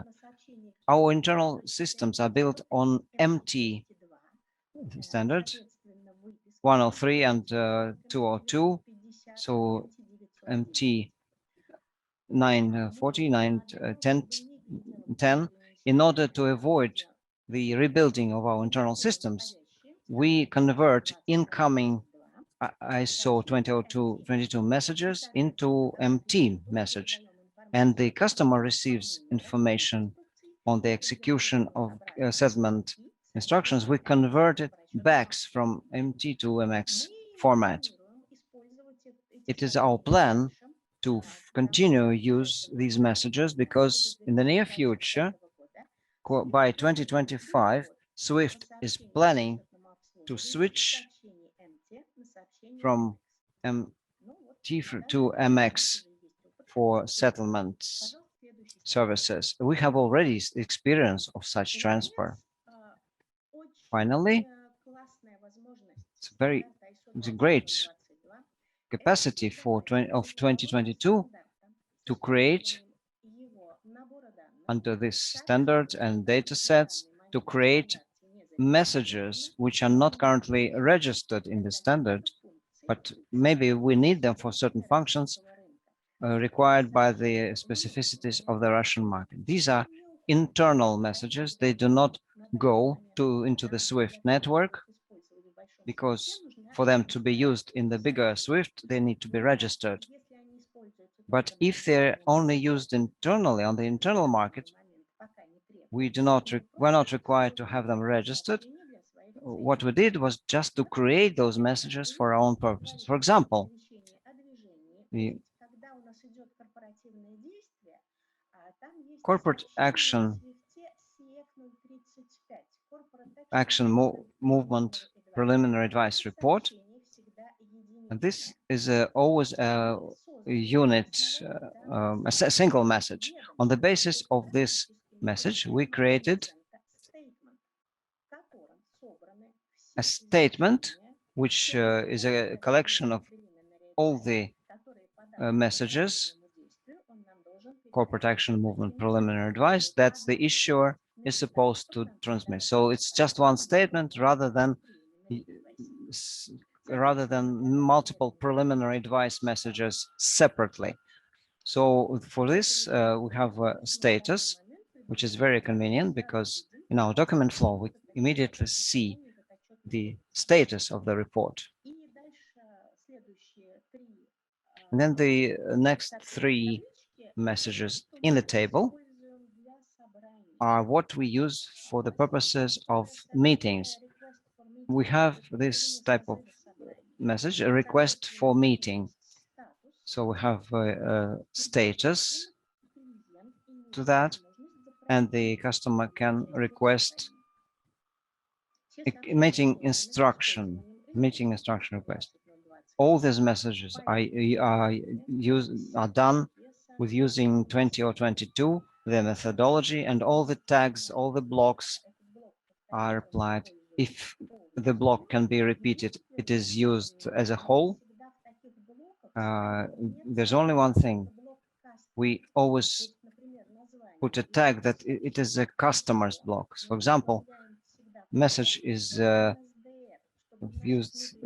comes from ISO. We add MSD block so that we know which block is from ISO and which is from our customary one. This is important for proper processing the messages and the document flow.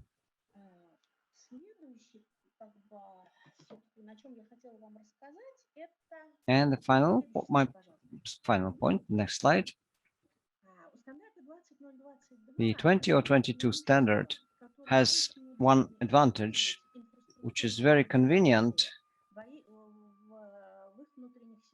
for infrastructure organizations for their internal systems. The canonical data model, we built this model once, and then we keep exchanging information between all the software elements within the company. And if you work with us, you know that we have web accounts which are used on the AECSD schemas. All the documentation, by the way, is placed on the website. If you're interested, you can look in detail.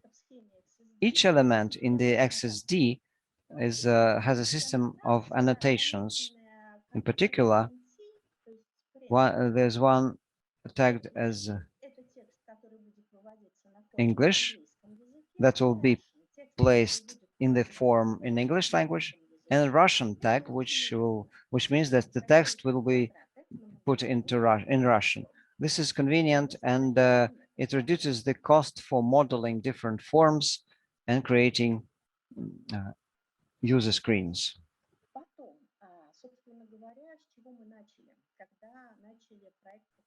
When we started our corporate action project, based on the ISO 20022 methodology, we created an infrastructure for data storage that all our systems will address to. So this reduces the workload very much whenever you need to adjust something. For example, you have a single database model, single data model, and with a single source. So whenever you need to make some adjustment to the data model, you do it, and then all the systems all operate in a new way. This is a big advantage. This reduces the time and workload very much.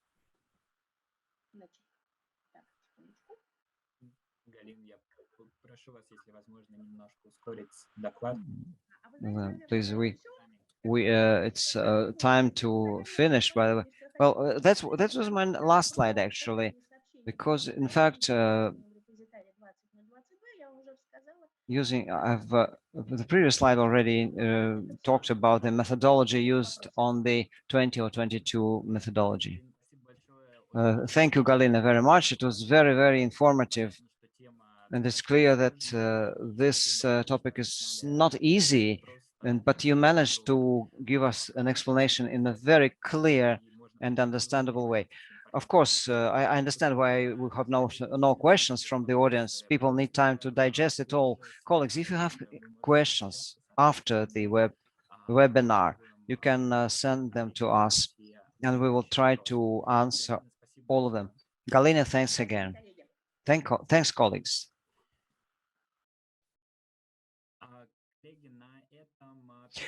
Now, colleagues, this will be the end of our first webinar day. We hope that you liked all the presentations and that you found the information useful. You can always use the chat window for feedback. Do not hesitate to raise your voice if we could do something better, or if you like something really. And we have 2 more days. The store and the format will be the same.